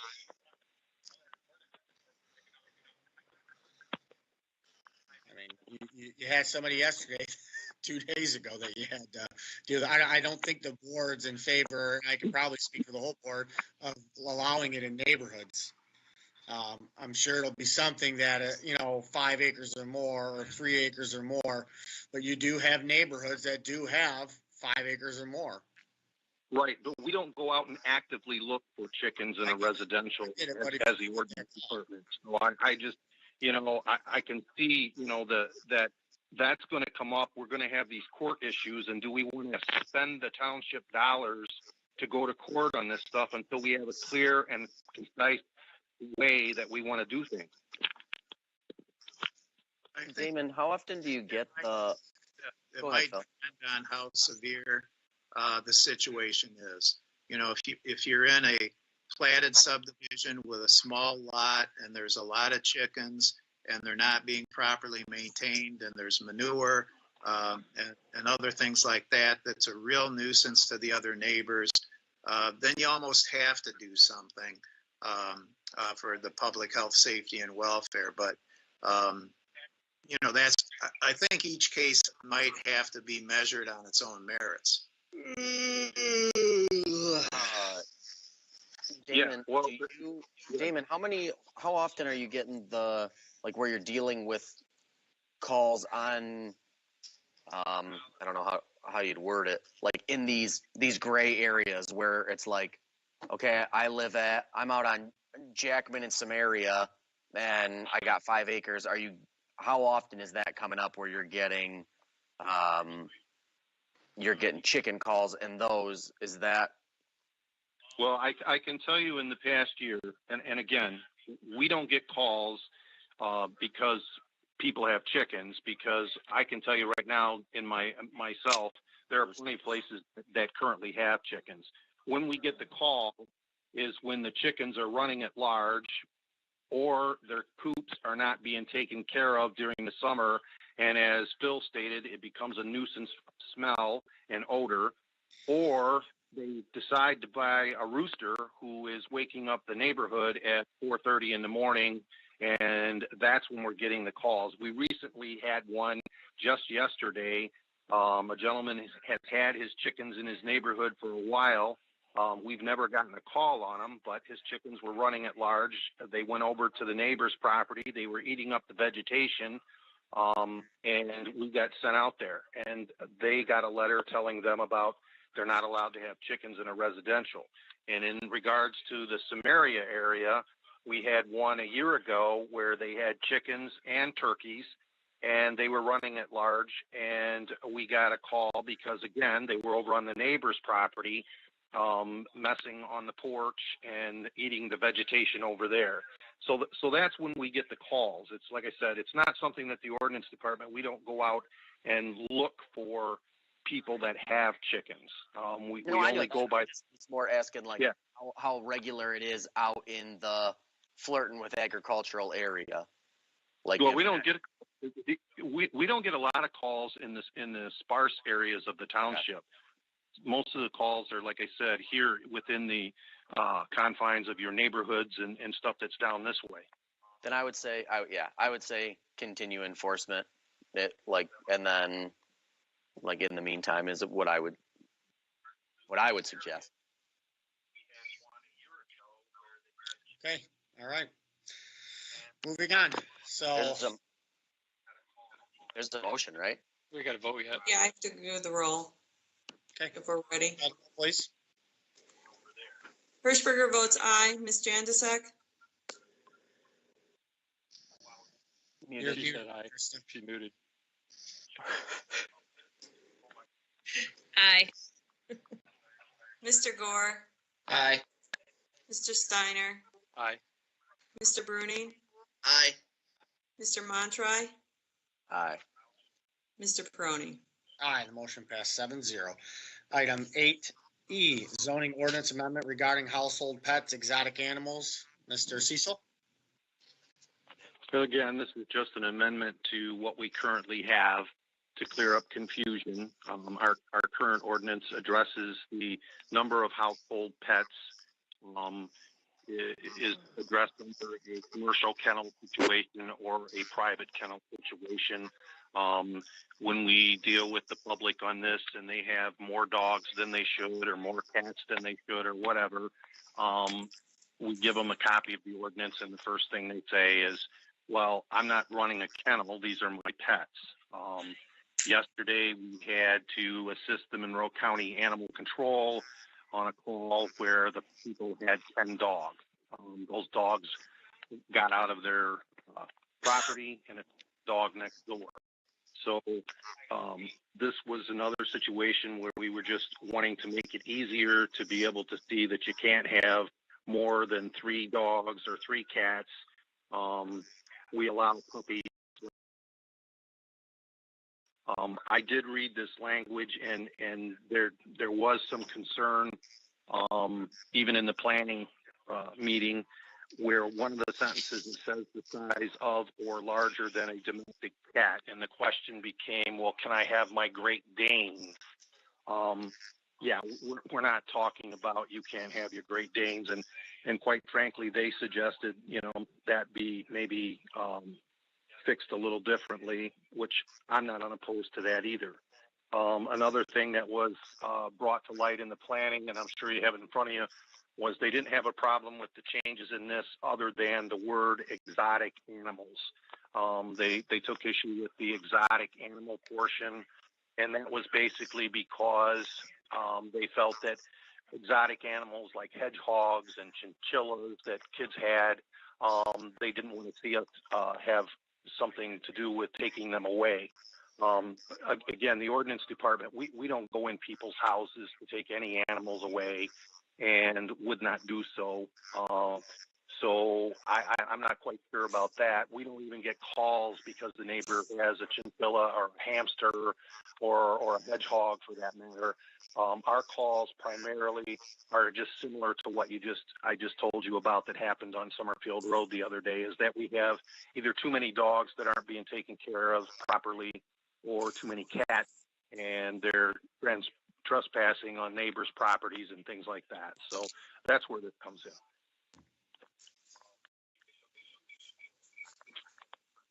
Any comments, questions for Mr. Cecil? Mr. Prony, just quick comments here. Again, I had conversation with Mr. Cecil and the planning department. I would tend to agree that exotic animal does take this probably to an extreme. Again, Mr. Cecil and the ordinance department are not going into homes looking for, small animals, chinchillas, etc. I think the biggest thing that we have to really insist upon is where it says no dangerous animals, because when you think exotic, when you talk dangerous, you think somebody about an alligator or some other things like that. I mean, look, was it a year or so ago they found an alligator in the pond back there behind the schools and the Y. Somebody obviously had it as a pet and somebody let it loose. So those are the kind of things. But I think taking exotic out, as long as that dangerous would cover animals like an alligator or whatever, lion cubs, etc. So I don't have a problem pulling that word out. I just have clarification. So I agree with you, Damon. Both you and our careers have been to a lot of these houses where it's just been horrid conditions that multiple animals live in, and a lot of times the homes have to be condemned.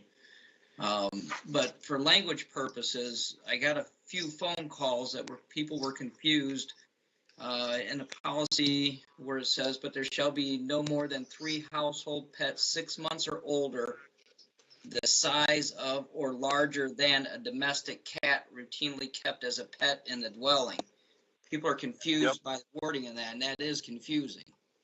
I totally agree with you, Joe. And again, like I said, I didn't write the ordinance, but I would be perfectly fine with striking that to say that there's no more than 3 households that's 6 months or older, and then losing the size of or larger than a routine cat, and pick up where it says kept as a pet in the dwelling or on the property where the dwelling exists at any time. So I agree with you, Joe. I found that confusing myself.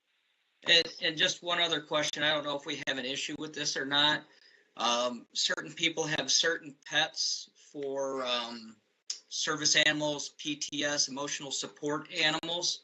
Would they be considered pets? Like somebody might have an emotional support pig or something like that. We have seen that over our years. Or is that permitted?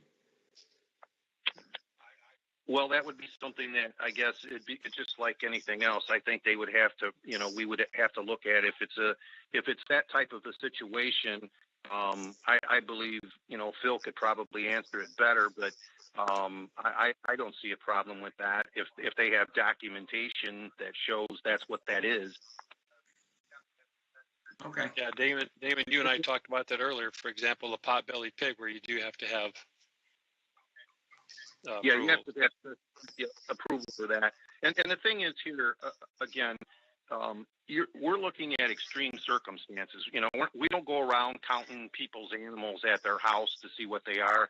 Like I said, we got the call yesterday. Animal control called us out because here's a situation that's extreme. We have 10 dogs that are not registered. Animal control's handling that half of it. they did get out and pair up the dog next door to their location. You know, or we get the situation where you got, you know, all these dogs and they're out in the backyard and they're barking and creating a nuisance, or they're not maintaining their property and cleaning it up, you know, because they have so many. And like Joe said, we've both been to houses as deputies where we've seen this type of thing. So this is just cleaning up what we already, it says. It's just adding to language that people can understand rather than a commercial kennel versus a private kennel. Thanks, Jamie. I can tell you the language where it says the size of or larger than a domestic cat, because the intent was you didn't want to limit people who had maybe gerbils in a cage or a large aquarium with a lot of fish or something like that, that you didn't want that to count against the quota of 3 animals. Okay, that's why that language is in there. I have had discussions as well, and I've drafted some alternate language that really makes it clear that you can have 3 animals, the total of 3 animals, the size of which is the size of a cat or larger, because you don't want to prohibit someone from having a Great Dane or a German Shepherd or a Black Lab or a, you know, so I've done some of that. And if you want to adopt this ordinance subject to that, then I would get it back to you. But the intent is you don't want to limit people who have pets indoors that are small, real small, smaller than a cat. And then, you know, whatever your direction is with respect to exotic animals, in the past, there has been concern. Joe mentioned that in my former life as a sheriff's deputy, I remember responding to a breaking and entering only to be greeted by 2 panthers. That was an exciting experience, which at that time would be considered, you know, at that time an exotic animal. I will tell you, however, the State Department of Agriculture does not allow those types of animals to be possessed in the state of Michigan. Only in very limited circumstances can they even be in Michigan. So that, you know, that's a call that you made if that you can make. Really, the Department of Agriculture defines an exotic animal as any animal that is not domestic to North America. So that could include, like you were saying, a small hedgehog or something like that, that could be included as one of the 3 animals that are allowed within the various, as a household pet, I should say. So whatever the board's pleasure is, we can do. All right, I look for a motion.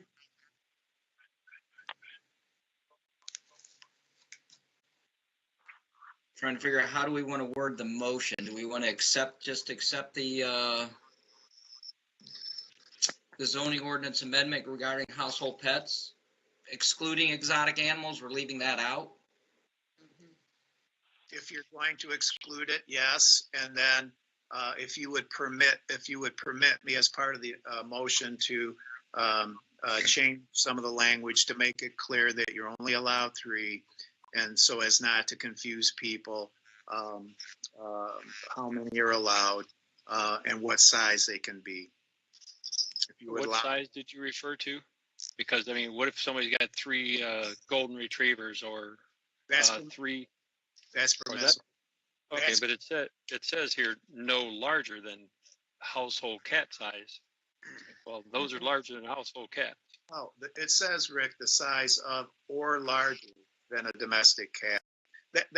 I've drafted some additional language that clarifies that so that there would be a mistake.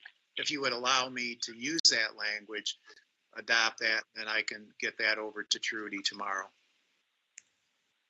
So should the motion be to go to Phil and then come back to this board, or?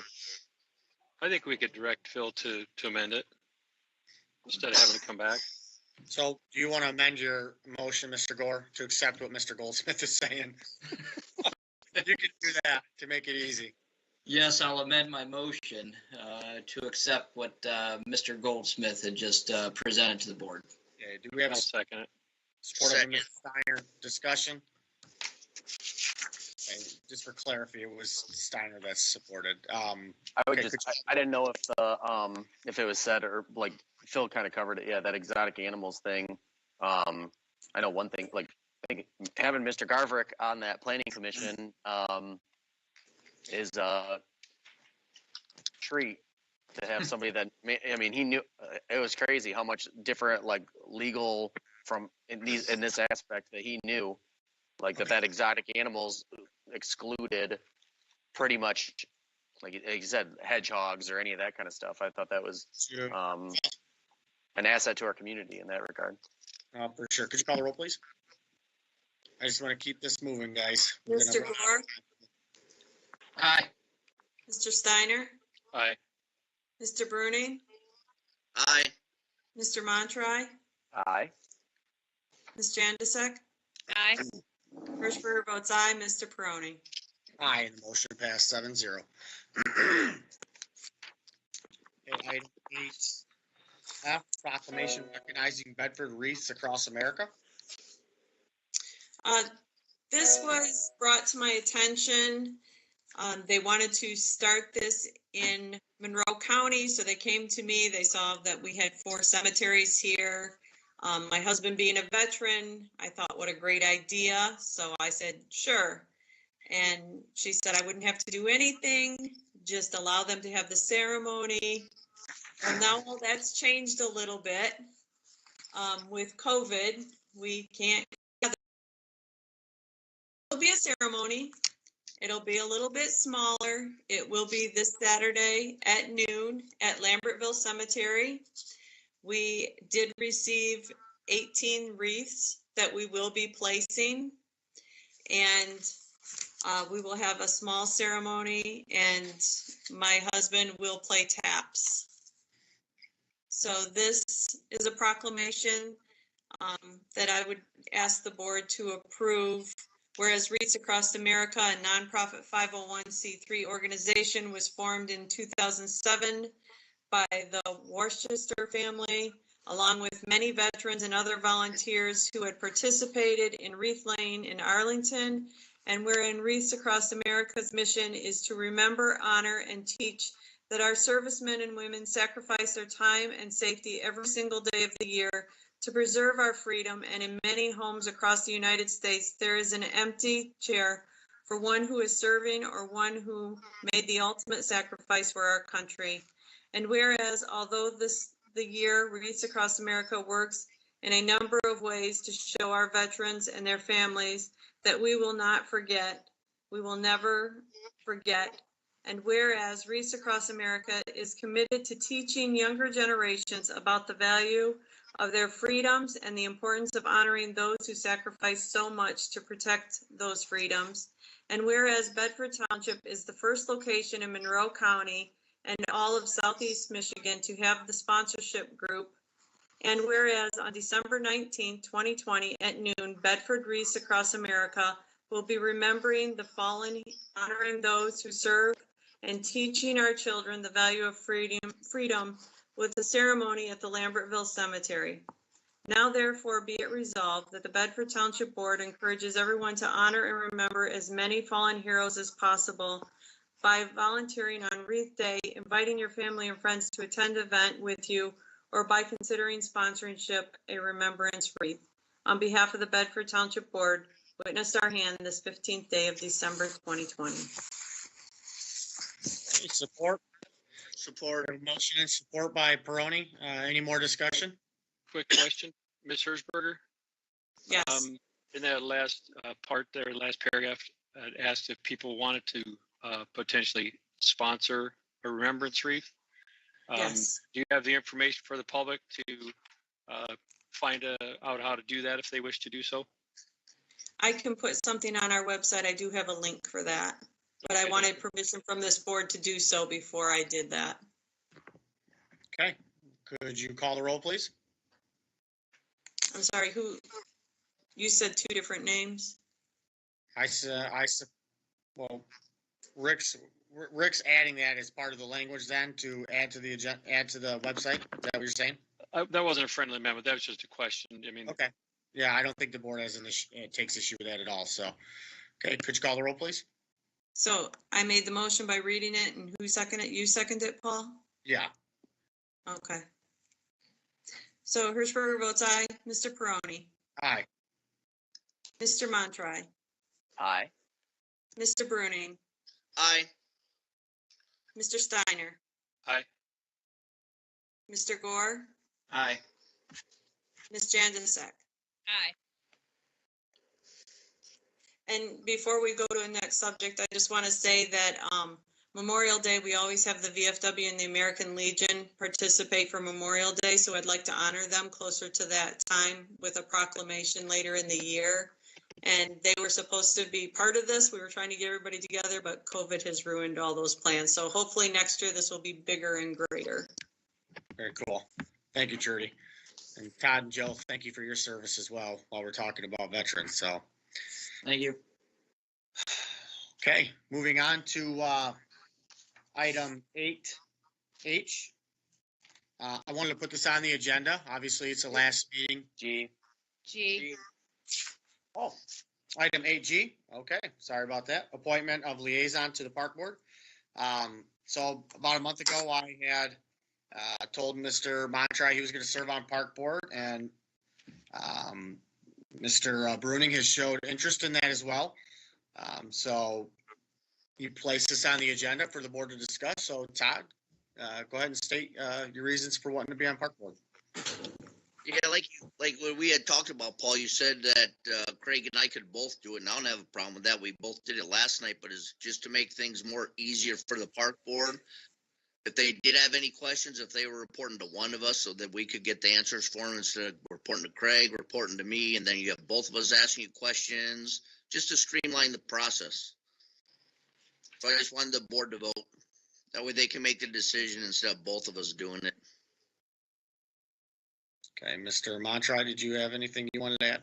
No, I guess I was kind of like prepared for just to give like a little background or like a history or whatever. So when TC decided to run, TC was the former park board liaison, and when TC decided to or announced that he was going to be running for state rep, I had approached Mr. Peroni and said, hey, that's something I'd really be interested in. I'm very passionate about like our parks. I think our parks have massive potential. I think they are a thing that I think it's a differentiator in our communities. I think a lot of like young families, when they're looking at different communities, I think a lot of young families, they're looking at Sylvania, Perrysburg, Bedford. That's the suburbs that I think we compete with.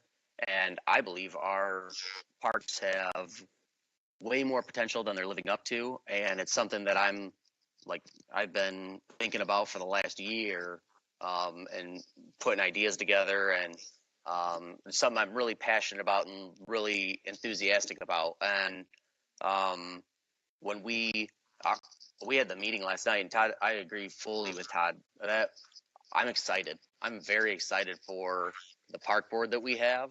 You have a group of guys and Carol who want to be hands-on. There's some vision and motivation to be hands-on and make a big difference in Bedford's parks. And I'm super excited for everything that going forward. Yeah, and I thought the same thing. It's a non-voting, non-paid position that I don't see any reason the same way. I fully agree. I think it's the more the merrier. I think the park board doesn't have to have a liaison from the township board. So, I mean.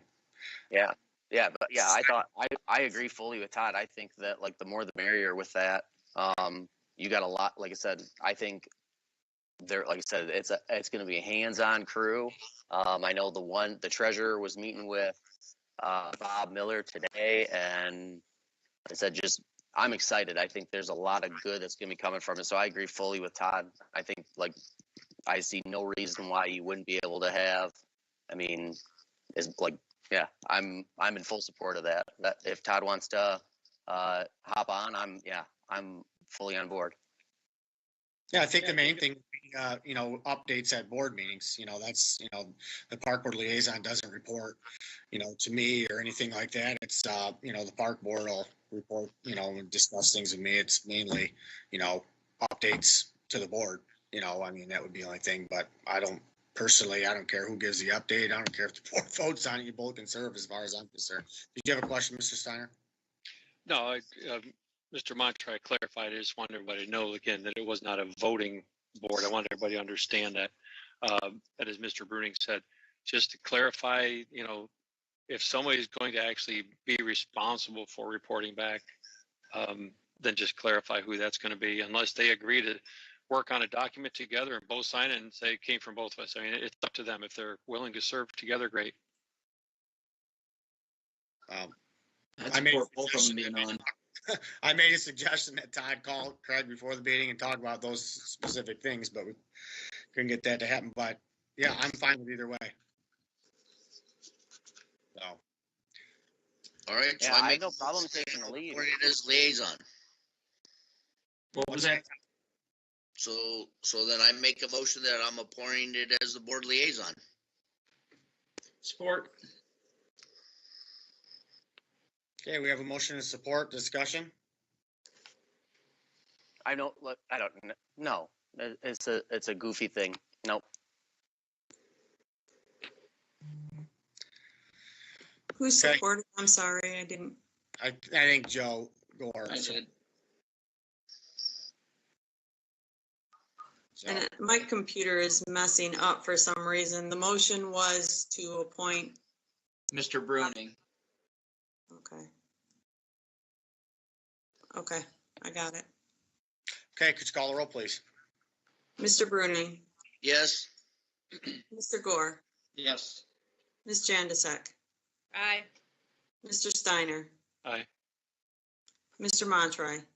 Aye. Hirschberger votes aye. Mr. Peroni. No, and let the minutes reflect that out. And so, okay, the motion passed 6-1. Okay, moving on to 8H, front door attendant and use of its remaining COVID grant funds.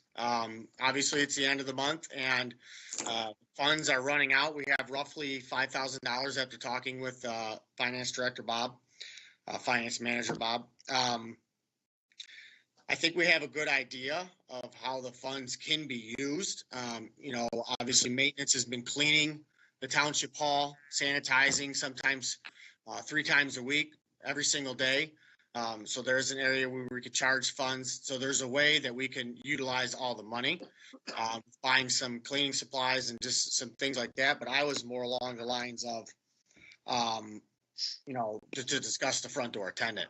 I was pretty vocal about it a couple months back about once the money runs out, I would be opposed to continuing on with a front door attendant with all the protocols I believe we have in place.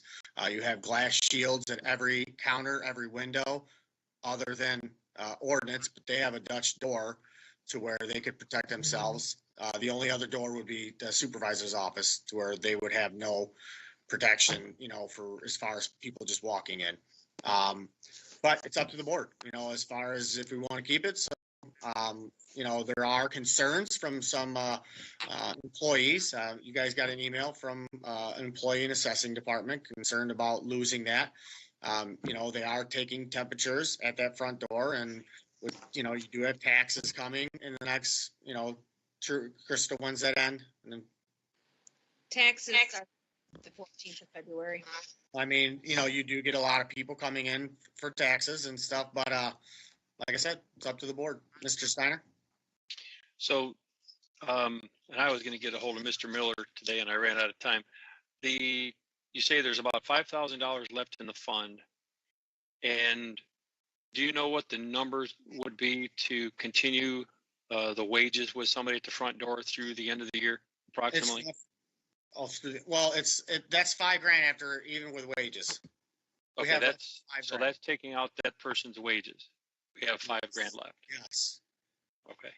So basically, between, Krista and Trudy and I, we can figure out how to utilize that money with, unless somebody else has an idea, and we could use it for, something at the front door that automatically takes your temperatures. I mean, there's something we could do as far as that goes, but, but as far as getting that money used up, I think with the cleaning and the front door, some different things that we have done, we could use that money toward. Chance to take your temperature. I know they have it at some doctor's office or hospitals. You walk up and just look into it and it takes your temperature. You know what those run? They run about $1,000 to $1,200. That's not as bad as I thought, because I was going to say, I'd hate But to I think spend, you have to still have an attendant there though. For what, from what I understood, somebody could take the temp and it could be 103 and they still walk through the doors. Yeah, I can't answer that in Michigan. I know that I've been in places in Ohio, doctor's offices recently and you just walked up and took your temperature and you were allowed to proceed. Now, whether that's tied to, a person somewhere that sees those numbers, I can't answer those. Yeah. So front door attendant, and that's coming from COVID funds? Yes, and that ends at the end of December. Correct. And would we keep Mr. Bill as that attendant at the front door?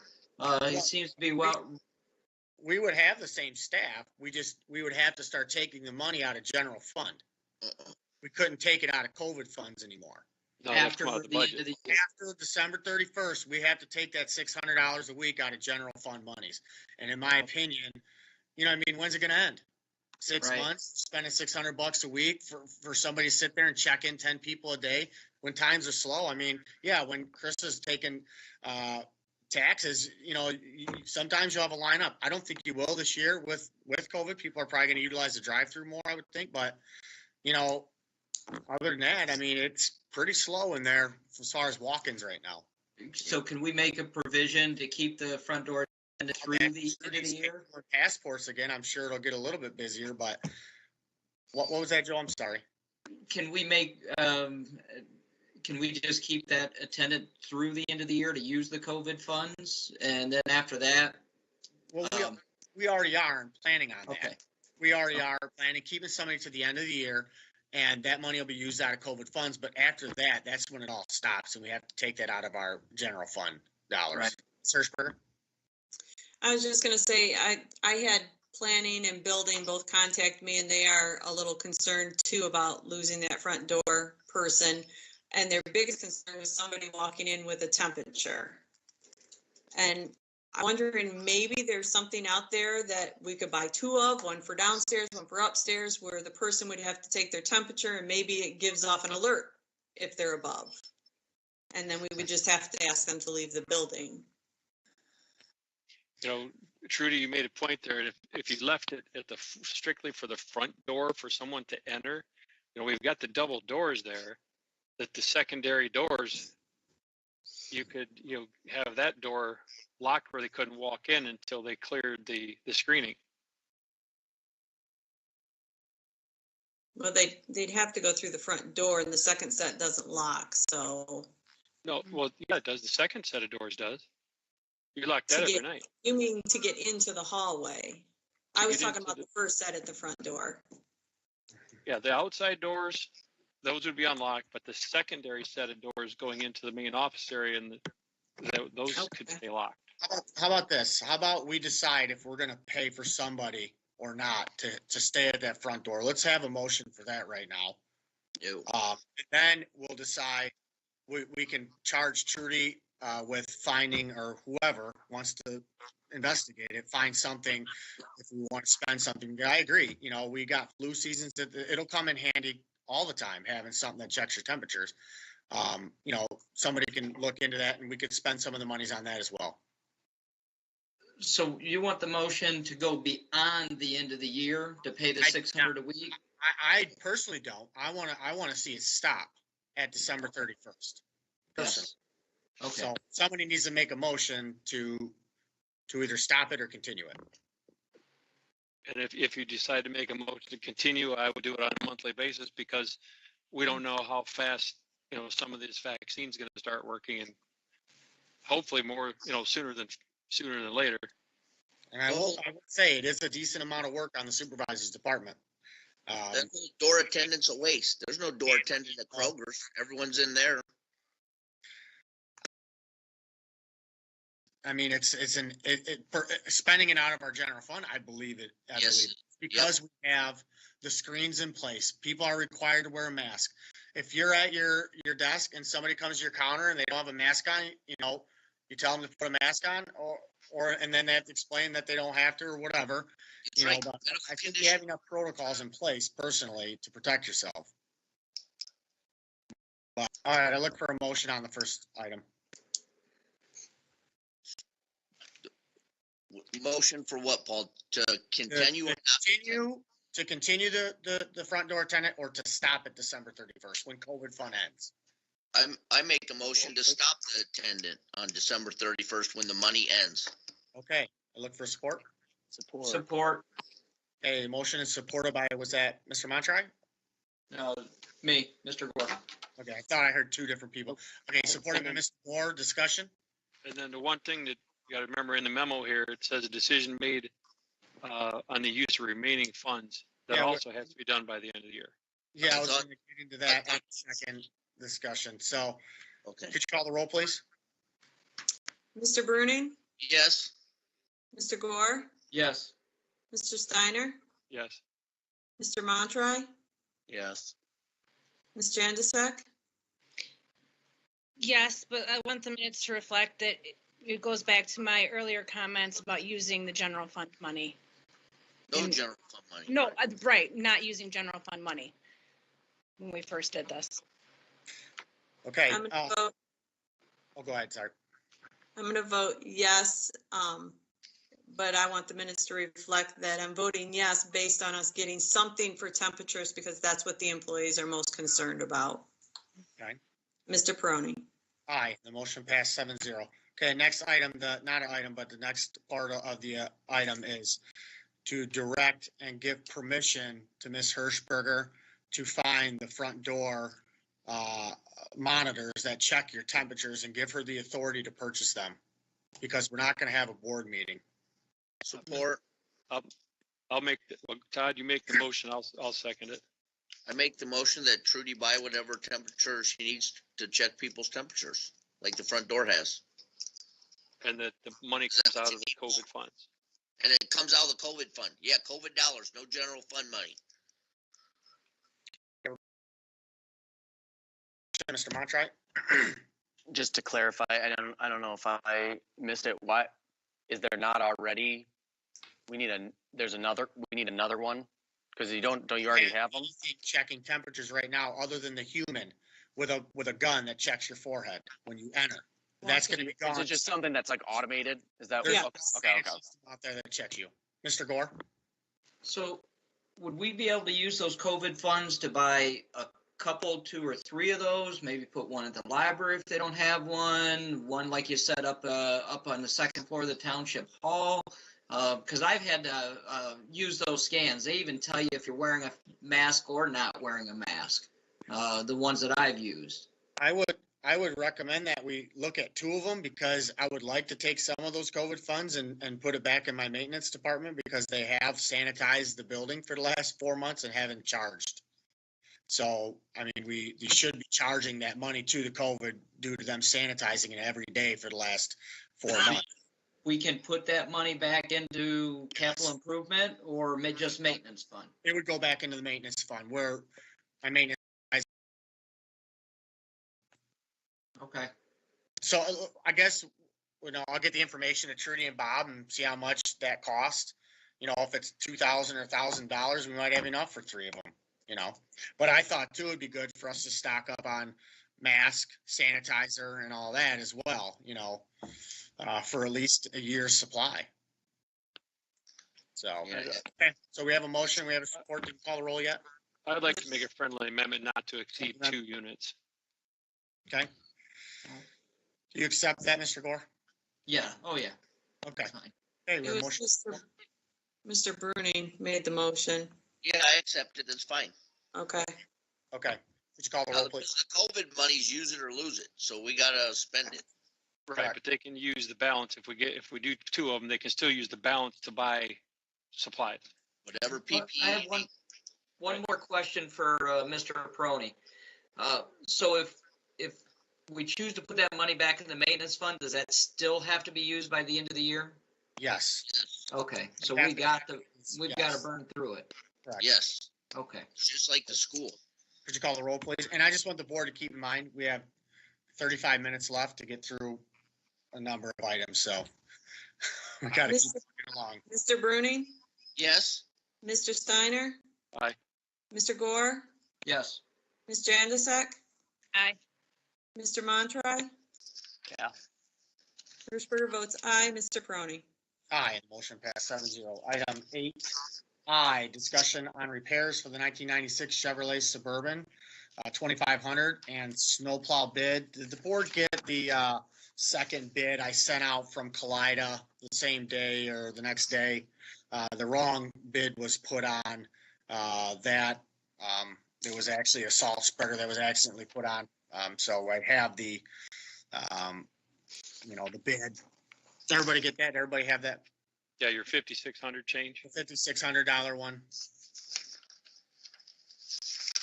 I just want to say that I got two bids on the Suburban. Okay. What were the bids? 2,500 and 2,700. Okay, cool. Okay, so 2500 Suburban, I emailed the board what was said by Lewis Avenue Auto Repair. Basically, it does need new tires. And it does need some work they're recommending to have done. So it's about $2,000 worth of work. That includes tires. They said it should be noted that the condition of the 1996 Suburban is sufficient enough to, in fact, remain in service as a township fleet vehicle. While age is certainly a factor, the overall health of the vehicle appears to be in good and quite serviceable. It is my professional opinion that the vehicle, after suggested repairs, would be candidate for a snowplow upfit and be able to provide several years of service. So that's from Lewis Avenue. So that, I guess we don't even need to talk about the snowplow bid. The first thing would be, do we want to, and I did check with snowplowers, a 2500 Suburban would be plenty sufficient to plow snow with. So that's the first thing, if we want to utilize that as one of our vehicles. And keep in mind, we're not using it every day. We will use this whenever we get 5 or more inches, which isn't that often. So it's not like we're going to be abusing it on a regular basis. It'll be as needed. So, Mr. Steiner? So a couple of questions. Mr. Prony, what number are we contracted for with Stone Co. On an annual basis? So they basically charge, I think this year, last year was $75 per hour. And they give me whatever they can for Lambertville side. So Stone Co., I work with them when I pull the trigger for snow plowing, and they typically have 3 to 4 guys at $75 an hour. And it might be 85. I'd have to double check. And what have we been spending about annually? Do you remember? We budget $10,000 for. That's what I thought it was 10, but have we spent the 10?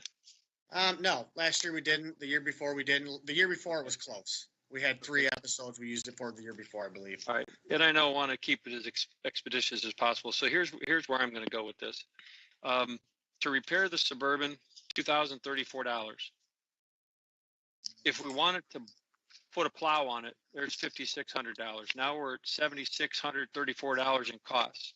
Correct. But if we took those funds, plus if we sell the Suburban, 25 to 2,700, now we actually have in our coffers money that we didn't spend of 7,634, plus taking the bid, one of the bids on the vehicle, and now we're at 10,001 to 10,334, which we could put toward Stone Co. And if we don't have enough manpower to have 3 plows, like I have a hard time getting a 3rd plow, and I really still struggle with a 24-year-old vehicle putting a plow on it.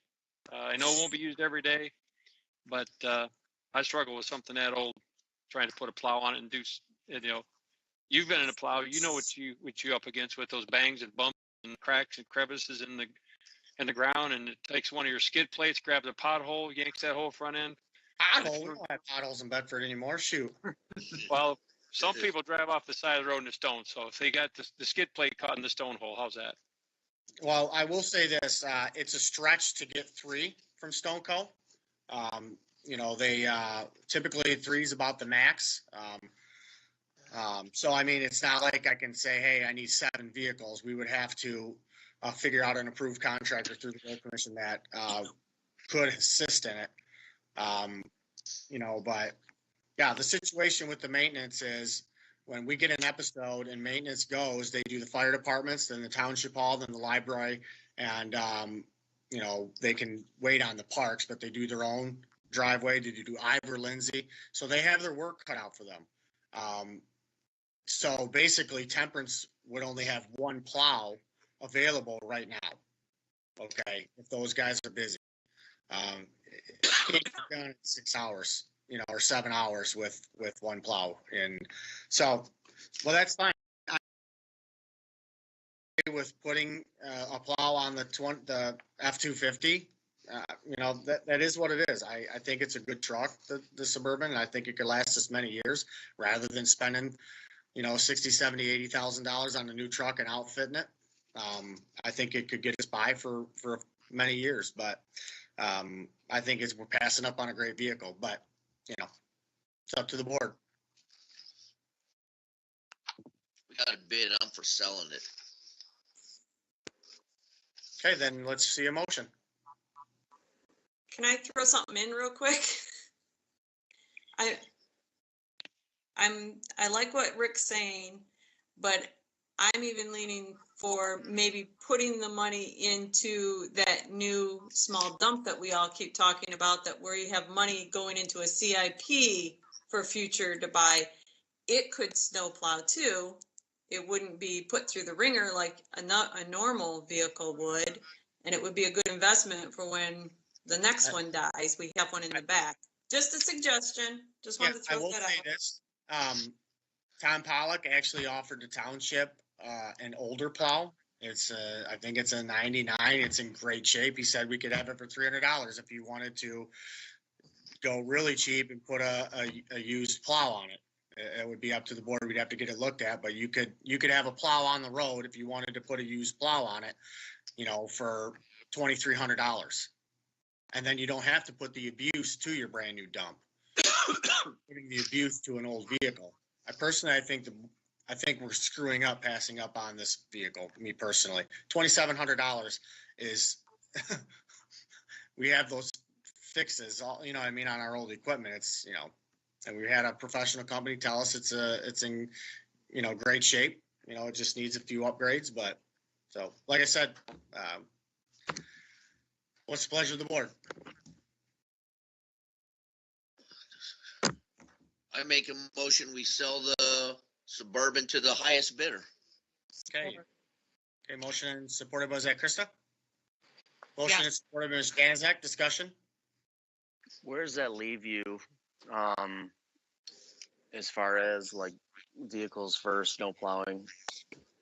It's tough. Like I said, even if they approve the Suburban and the F-250, that leaves us with 2 vehicles if maintenance is utilizing. That would leave us with,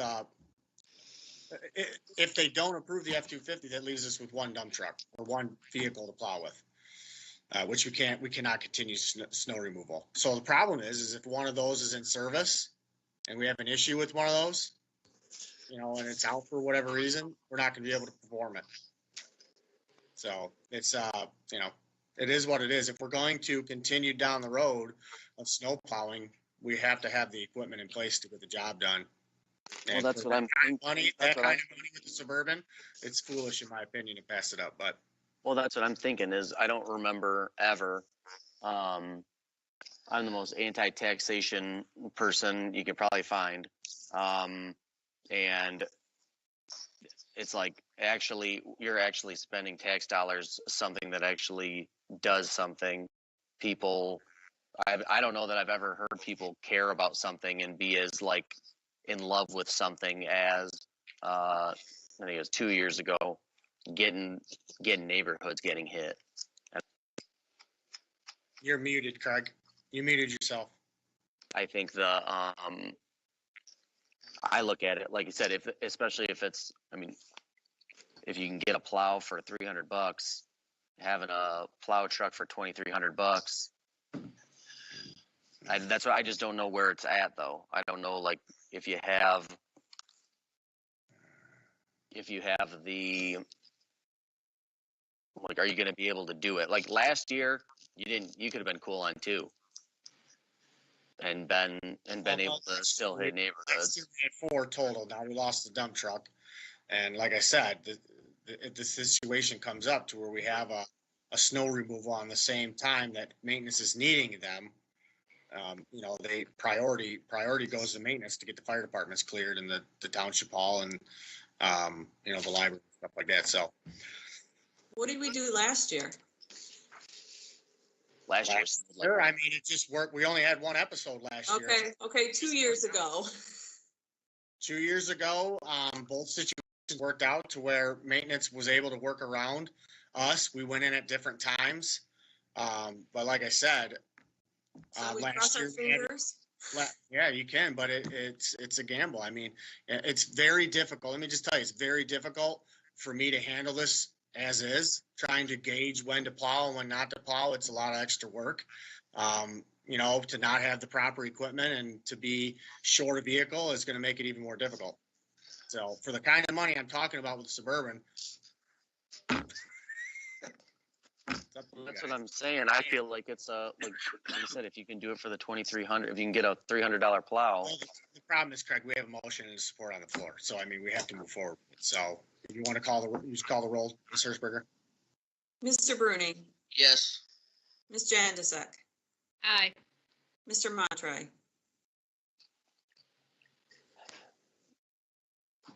No. Mr. Gore, Aye. Mr. Steiner, You're muted. Rick. Aye. Hirschberger votes aye. Mr. Peroni. 100% no. So, okay, moving on. Okay, so I'm gonna make this quick, guys. This dump truck, it's old. It's got a ton of problems. I emailed the board and Jimmy inspected, he went out on site and inspected the 1990 F800 dump truck and found the following: hydraulic line leak, hydraulic brake assist leak. It will also need all brake lines and complete brake system overhaul. It will also need 6 tires and cost of labor breakdown. He doesn't have it. So, I mean, it's old. It needs a ton of work. It's not worth a few $1,000s. I recommend we move to put it out for bid and sell it.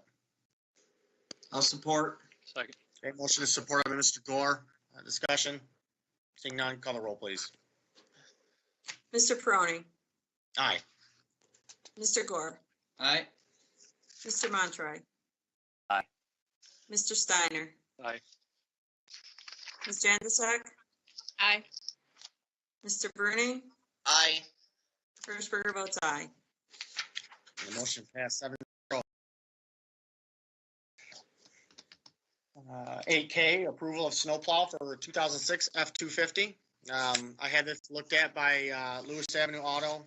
Just needs some minor work, brake pads, and they said it would be a great candidate for snowplowing.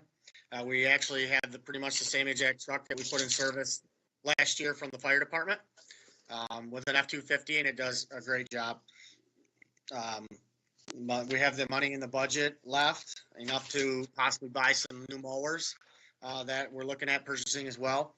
But the 2006, either we can buy the new plow blade, or like I said, we have the opportunity to buy that old plow blade too. I mean, if you guys wanted to go cheap on it and utilize that, we can do that as well. Yeah, so any comments, questions, concerns?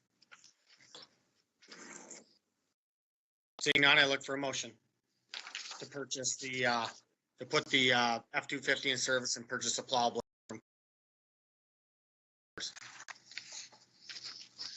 Is this the truck we haul the mowers around with? Yes.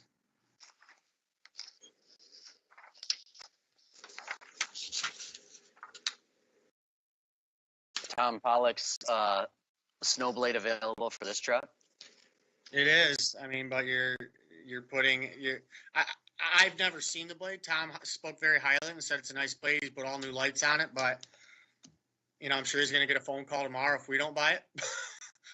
Somebody that wants it, 'cause it's extremely good deal. But it's not the width we want. I think it's only a 7.5 footer, but Hey, 6 inches on the plow for $300 versus 56. yeah, I mean, personally, I think we should utilize it and save the money, and then we'll have even more money for a mower. But it's up to the board. You could get it, and it could cause you problems too. Mr. Bruning? How many trucks does the road commission send down here? Do you know? During an episode, they'll have 3 this year. Of the MDOT contract, it would be 1. But now the MDOT contract's gone, we'll have 3, which means our primary and local road system will be done on day 1. Yeah. But our neighborhood roads will not be done. I know Mr. Frederick called in last meeting and spoke to, hey, just have the road commission do it. It's not that easy. That's why our roads haven't been done snowplowed in 30 years, because we had that attitude of it's not our job. Do you have to call them, or do they just do it on their own when they want to do it? They have nothing. Okay. Now, as far as the neighborhoods, I communicate them with what we got done on day 1. So they're not duplicating service. Now, if it's icy conditions, they'll go through and salt the neighborhoods the next day. But if it's the right conditions, you know, I did approach the road commission on a partnership with this right now. I asked them to buy us a blade, or if they had a blade they could give us. They do not have any blades, and they do not have any money budgeted or available to give us for a blade. Typically, you know, maybe next year we could see what they can do or give us money towards the service or something, but it's something to look at. But did they get rid of some of their trucks?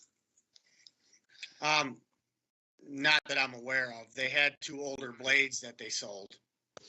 Probably the only larger reason I'm trucks, asking is when they were going to get rid of the contract, they were telling us they were going to have all these trucks for Bedford because they'd have all these extra trucks. So I'm just wondering what happened. You mean they didn't sell any of their plow trucks? If that's what you're asking? They have enough to do the job right now, but we're going to get more trucks in our community right away. Instead of the normal 1, we would normally get maybe 1.5. Now we're getting 3 to 4 right away. So our service will be a lot better with main roads and local roads, you know, being cleared. But there isn't enough manpower or equipment to do 127 neighborhoods on day 1. And if you don't do the roads on day 1 within the first 6-7 hours, depending on the conditions, you have a solid sheet of ice, and sometimes, you all know, for months, depending on how the temperatures. I'm just recalling back to the meeting I was at the Monroe Road. If they got rid of the state contract, they would have all these extra trucks for us, not 3. We're talking more like 5, 6, 7, even 8. So that's why I was wondering what happened between then and now. And since I don't go to those meetings, I didn't know if you had that information. Yeah, from what I'm being told, we'll have 3 or 4 trucks in our community. So I think overall, countywide, yeah, I mean, the service is going to be a lot better. But Bedford Township is not going to see 8 trucks. If anybody would like to call them tomorrow, feel free. But I'm telling you, we will not see neighborhoods plowed on day 1. So what's the pleasure of the board? Would you like to move forward with, quite frankly, you could authorize me to purchase the plow blade from Tom Pollock and move forward with that. And if it's not a great blade, we could keep it in for a spare. I mean, at $300, and then, you know, we could give me the authority to move forward. We're going to have, you know, good equipment. Well, that's what I was asking. What do you got available right now? You got nothing? No, we have 3 trucks available. We have the white F4 250 with a plow and 2 dump trucks, a 95 dump and an 04 dump. So this would give you a 4th. Yes. Okay. So that'll give us 2 right away if maintenance is interrupted. If they're not interrupting us, we'll have 4, which we could clear it in 6 hours. If maintenance has to spend 3-4 hours doing their deal, now that maintenance is going to be more efficient with the board approving the 2 salt deals. Now they'll have 2 salt deals, and we'll have a seasonal guy helping them clear sidewalks. They're going to have a really efficient deal now. Before they only had 1 dump truck, big dump, that big monster dump, spreading salt and plowing, which it wasn't very efficient. Now we have V plows and salt spreaders on our dumps. Mr. Gore? So question on the Ford, the F-250, and this might be more for Mr. Steiner. So that's got a truck, if we get a heavy snow, it's gonna take a beating, because it's probably only gonna be parking lots, it wouldn't be in the subdivisions. But if we lose that truck because it takes a beating, then we don't have any truck to haul mowers around or anything like that, is that correct, or for the summertime, for other use? That's not necessarily correct. You still have 2 dump trucks that can haul mowers. The F-250 is not going to take the mowers out of service. Well, I'm just saying if this truck takes a beating from the snow, Rick, can it handle the snow plow duties? It should be able to handle the snow. Again, if somebody, decides to really beat on that truck, and it's a whole different ballgame, but hopefully they're sticking to our locations, not running through subdivisions and, running into curbs and stuff like that. Then that's this F-250 is going to be used in subdivisions. I want to make that very clear. The F-250 that we got from the fire department was used all last year in subdivisions as well.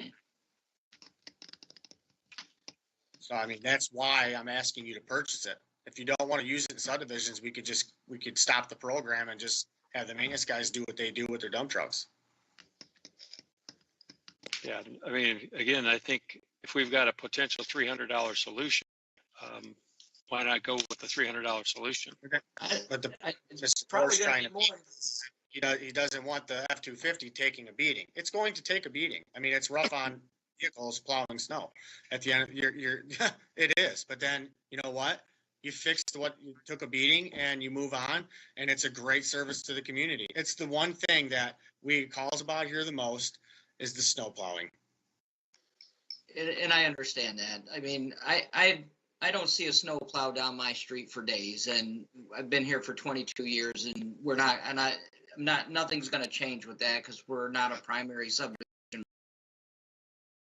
$300, Rick, I think it's probably going to be more than that, because don't you have to fit it, the hydraulics, all the electrical work, or is it already equipped for that? The truck already equipped for it? Well, the plow itself should $100 to get it installed. Okay.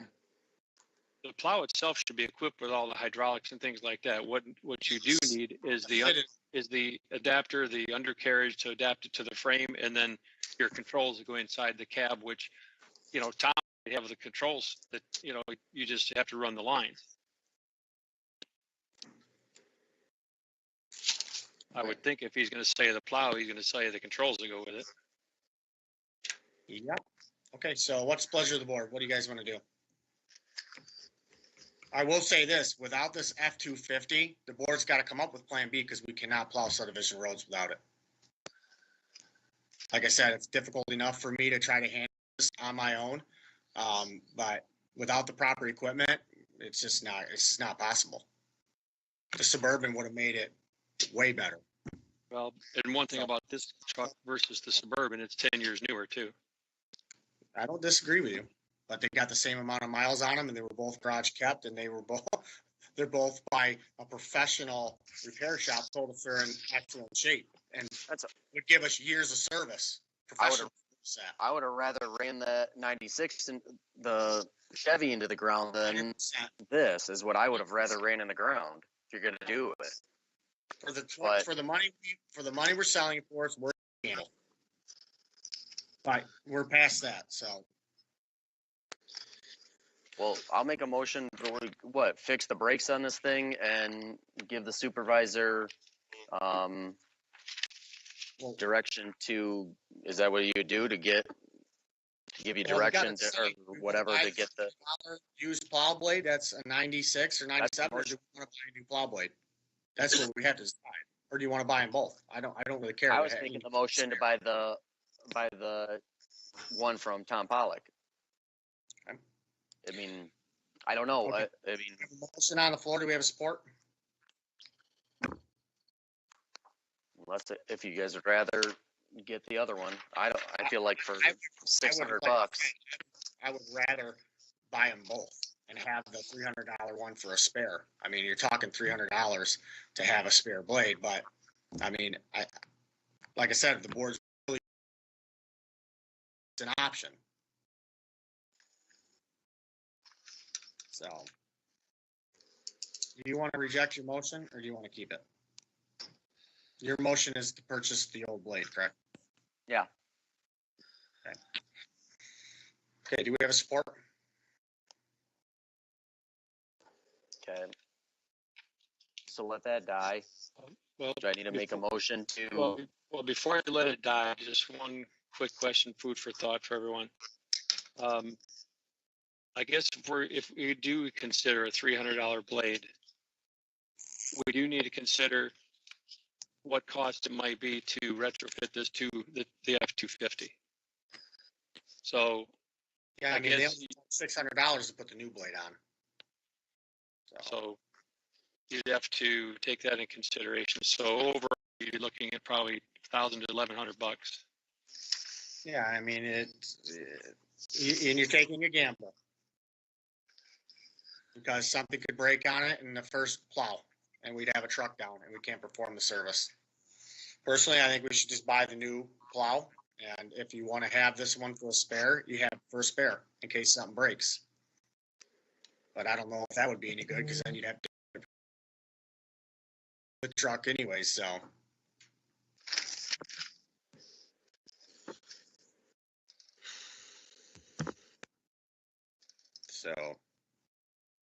Okay, I'm gonna make a motion. I'll make a motion. We move on utilizing the 2006 Ford F-250 as one of our frontline plows and to purchase the blade from Kaleida Truck Equipment in the amount of $5,600.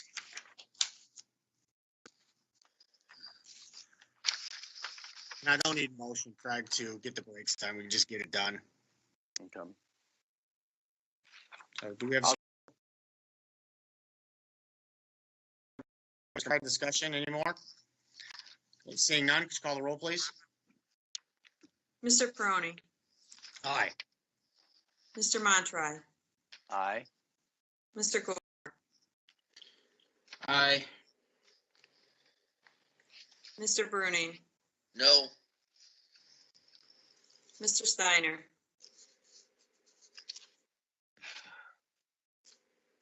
Well, I was looking to go the other route, but since it didn't happen, I'm going to say aye, only for the fact that I don't want to get us caught high and dry. Ms. Jandasek, Aye. Okay, so we had one no, so the motion passed. no, 2 noes. 2 noes. Who were the no's? I voted no. I would have rather went with the $300 one if we were gonna do anything. Okay, so, well, why didn't we get a motion? For Why support didn't for it? anybody support? That motion was on the table. So the motion passed 5-2. Okay, moving on.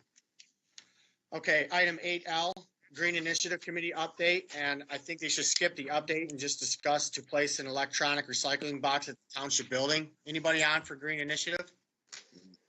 Is Justin on?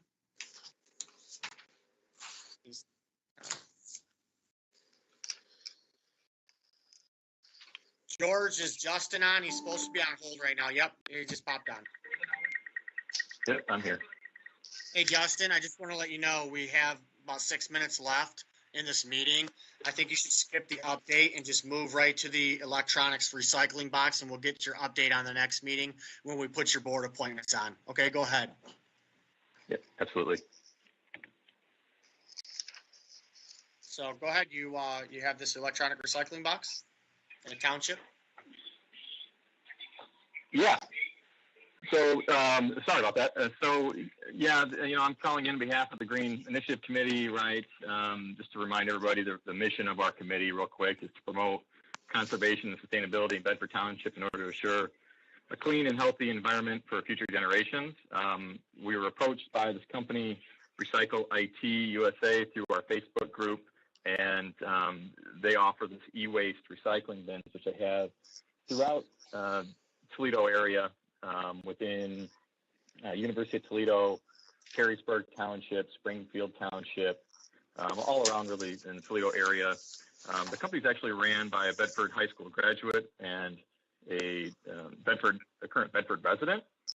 The e-waste recycling bin is a free thing to the township. There's no cost to it.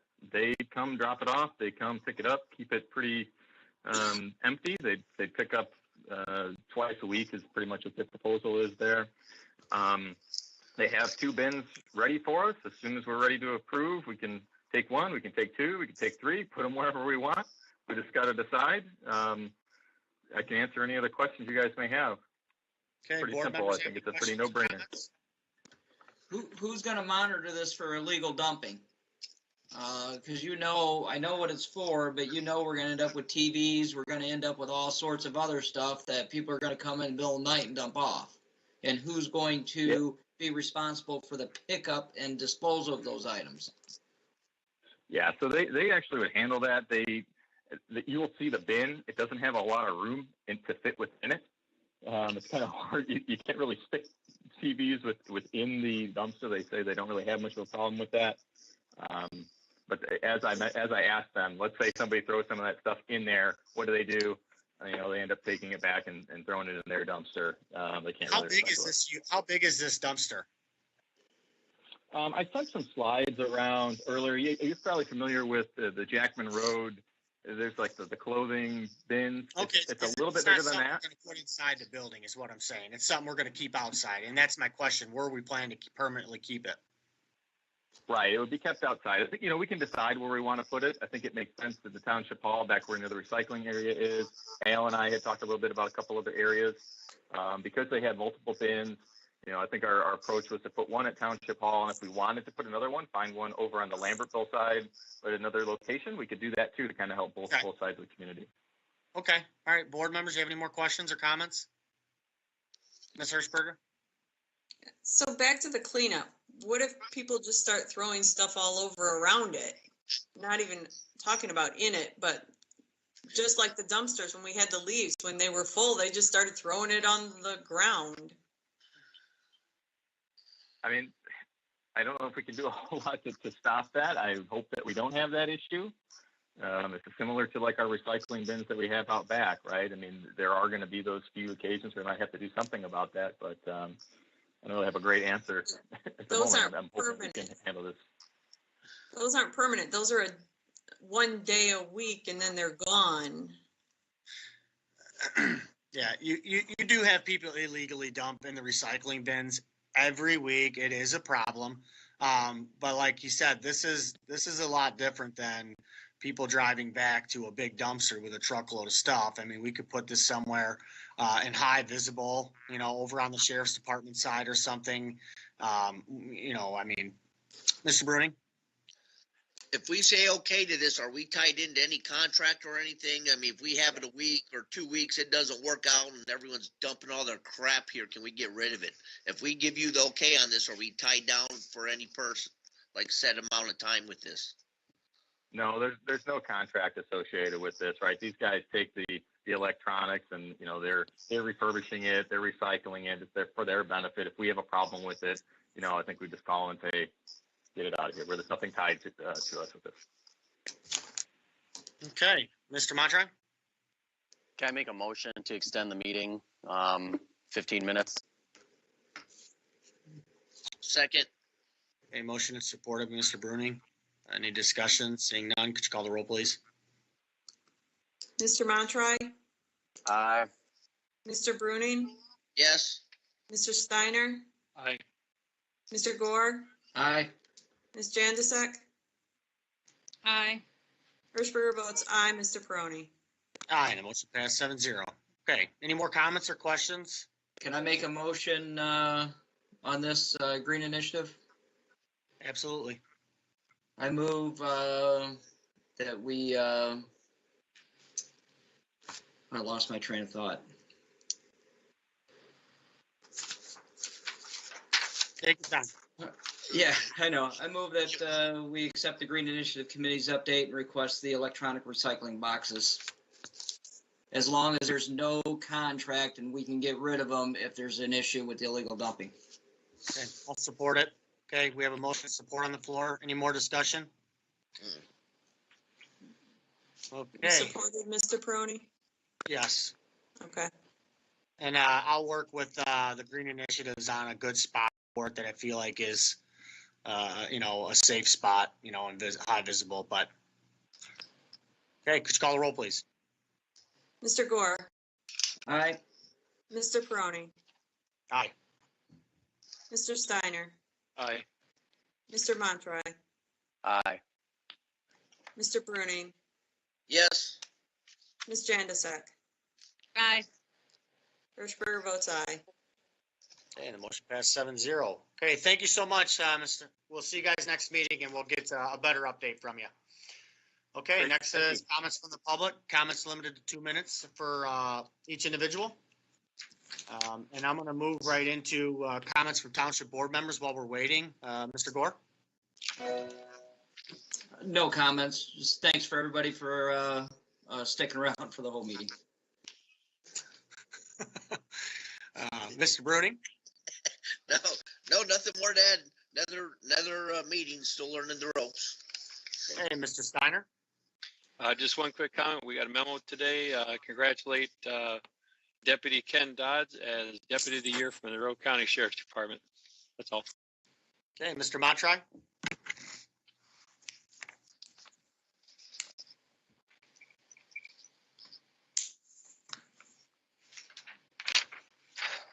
Yeah, I had some concern with this board. We've had one meeting and 2 weeks in between the two, and I had some initial concern with this board flirting with being unethical.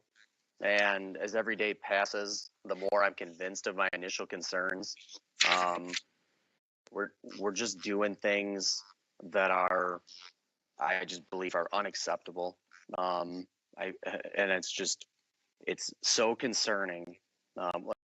From little things to big things, like we're tabling items and then not bringing them back to the board as the motions were stated, of which one of those was the library advisory board, which you've left with 3 members now due to lack of action and an obvious just disregard for precedent.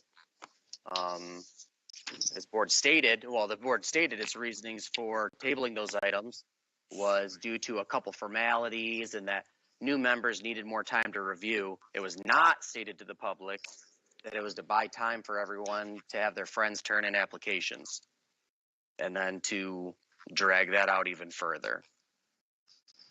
I think it's clear that there's groups of members voting together without explanation for votes and doing so in a way that doesn't make sense outside of, I think collusion is too strong of a word, but at the very least premeditation. And I don't know how unethical. I'm very disappointed by it. I'm very genuinely disappointed by it. It seems like right now I feel like this board cares more about opposing the residents, and I'm very genuinely I'm embarrassed to be a part of this board right now. That's all I have. Okay, let's go to public comments. We have 2 on the caller. So George, go ahead and let him in.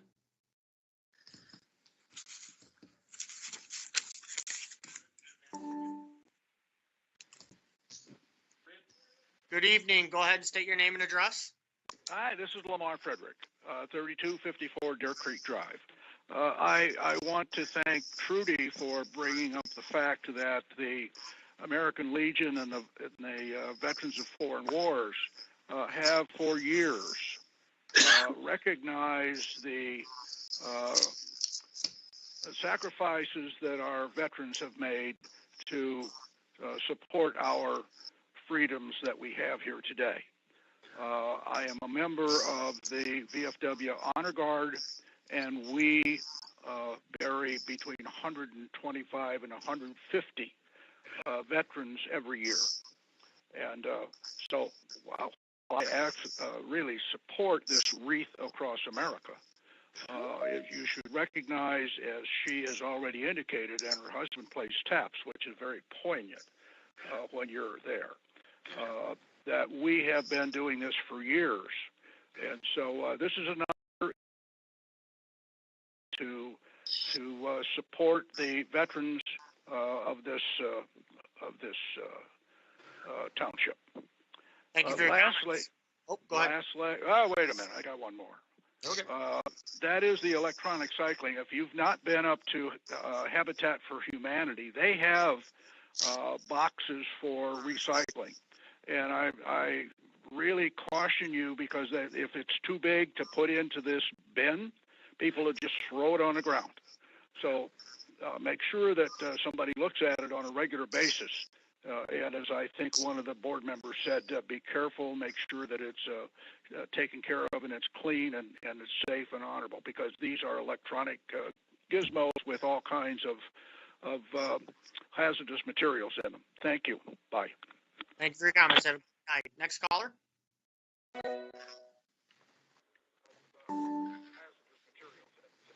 Good evening, Ms. Keene. Go ahead with your comments and state your name and address.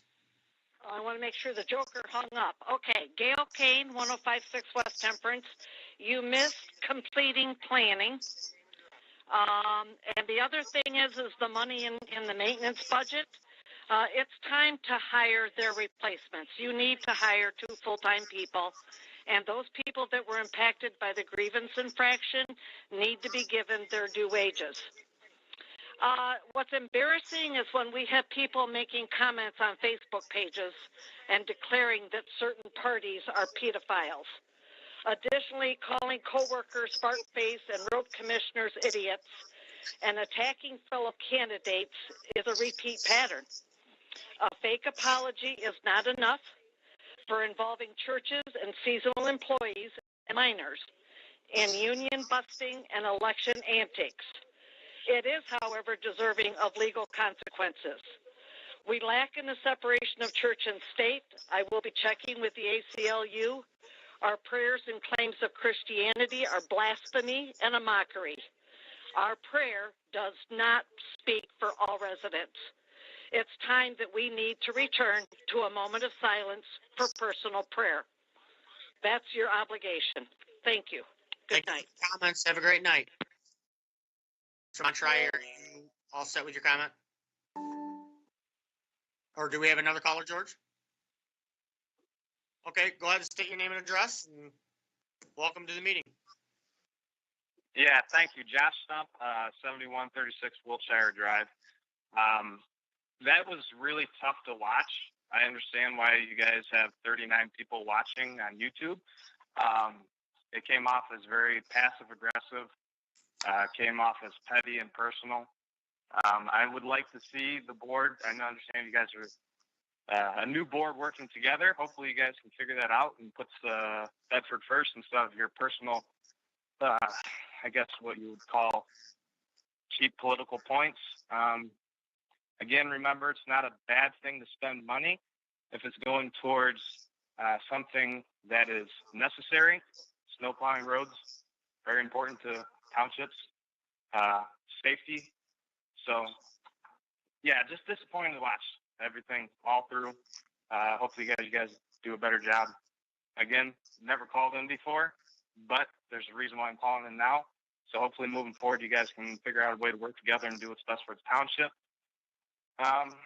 Looking forward to seeing the next meeting, I guess. All right. Have a nice night. Thank you for your comments. Have a great night. Okay. More callers, George? Okay. Ms. Janizek? I just wanted to congratulate Deputy Dodds for his being deputy the sheriff of the year for Bedford Township. Other than that, I have no comments. Okay, Ms. Hirschberger? Just want to let the board know that the Deputy of the Year will be presented at a board meeting in January.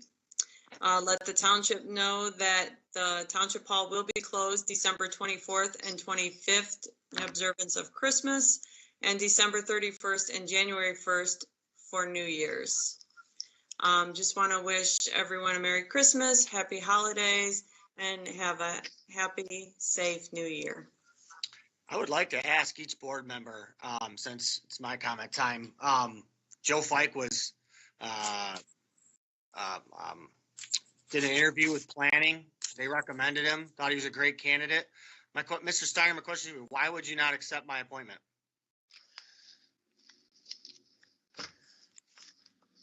I just felt that there was another candidate that would be better at this time. Okay. And that was all that was brought forward. Okay. Okay. I would hope that in the future we can communicate, because I didn't know that. You didn't tell me that. Neither did anybody else on this board other than Trudy and Krista in a meeting with me to try to figure out who is best. And they wanted Lamar Frederick, and I said no. So, I mean, now here we are. So there's no communication. I tried to call board members and I get nothing. So sadly, I agree with a lot of what Mr. Montry said. It's sad, and it's obviously there's, groups, which there should be no groups on these boards. We look at everything on our own individually and do what's best on our own. Mr. Steiner, you said you would not be a part of any group. I talked to you last week. And I'm not saying you are. I'm not saying you are. Don't start rumors now, I'm not pal. saying we are. I'm saying that we have to look at everything on an individual basis and make our own. And that's how I voted, sir. That's good. I voted on conscience. Period. So, And Mr. I just wanted to say that. But, Just like I said to you in your office the other day, I am a free thinker. I think for myself. Nobody makes my decisions for me. Okay. All right. Well, moving on, I want to let the board know that Phil Nance is starting the negotiations with the Teamsters. I let him know that our board last budget knocked that down to $5,000, and he's going to have to be able to get the job done with that monies.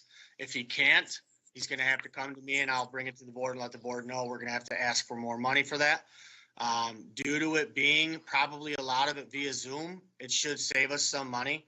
But that process is going to be starting with Teamsters for new negotiation. We've had 2 new sheriff's cars arrive. Very excited for them. They're really cool. We'll have 2 more coming in January. I plan to get a pastor from the community and bless the vehicles and make a little ceremony to pray over those officers and those vehicles that'll be on our roads for a few years.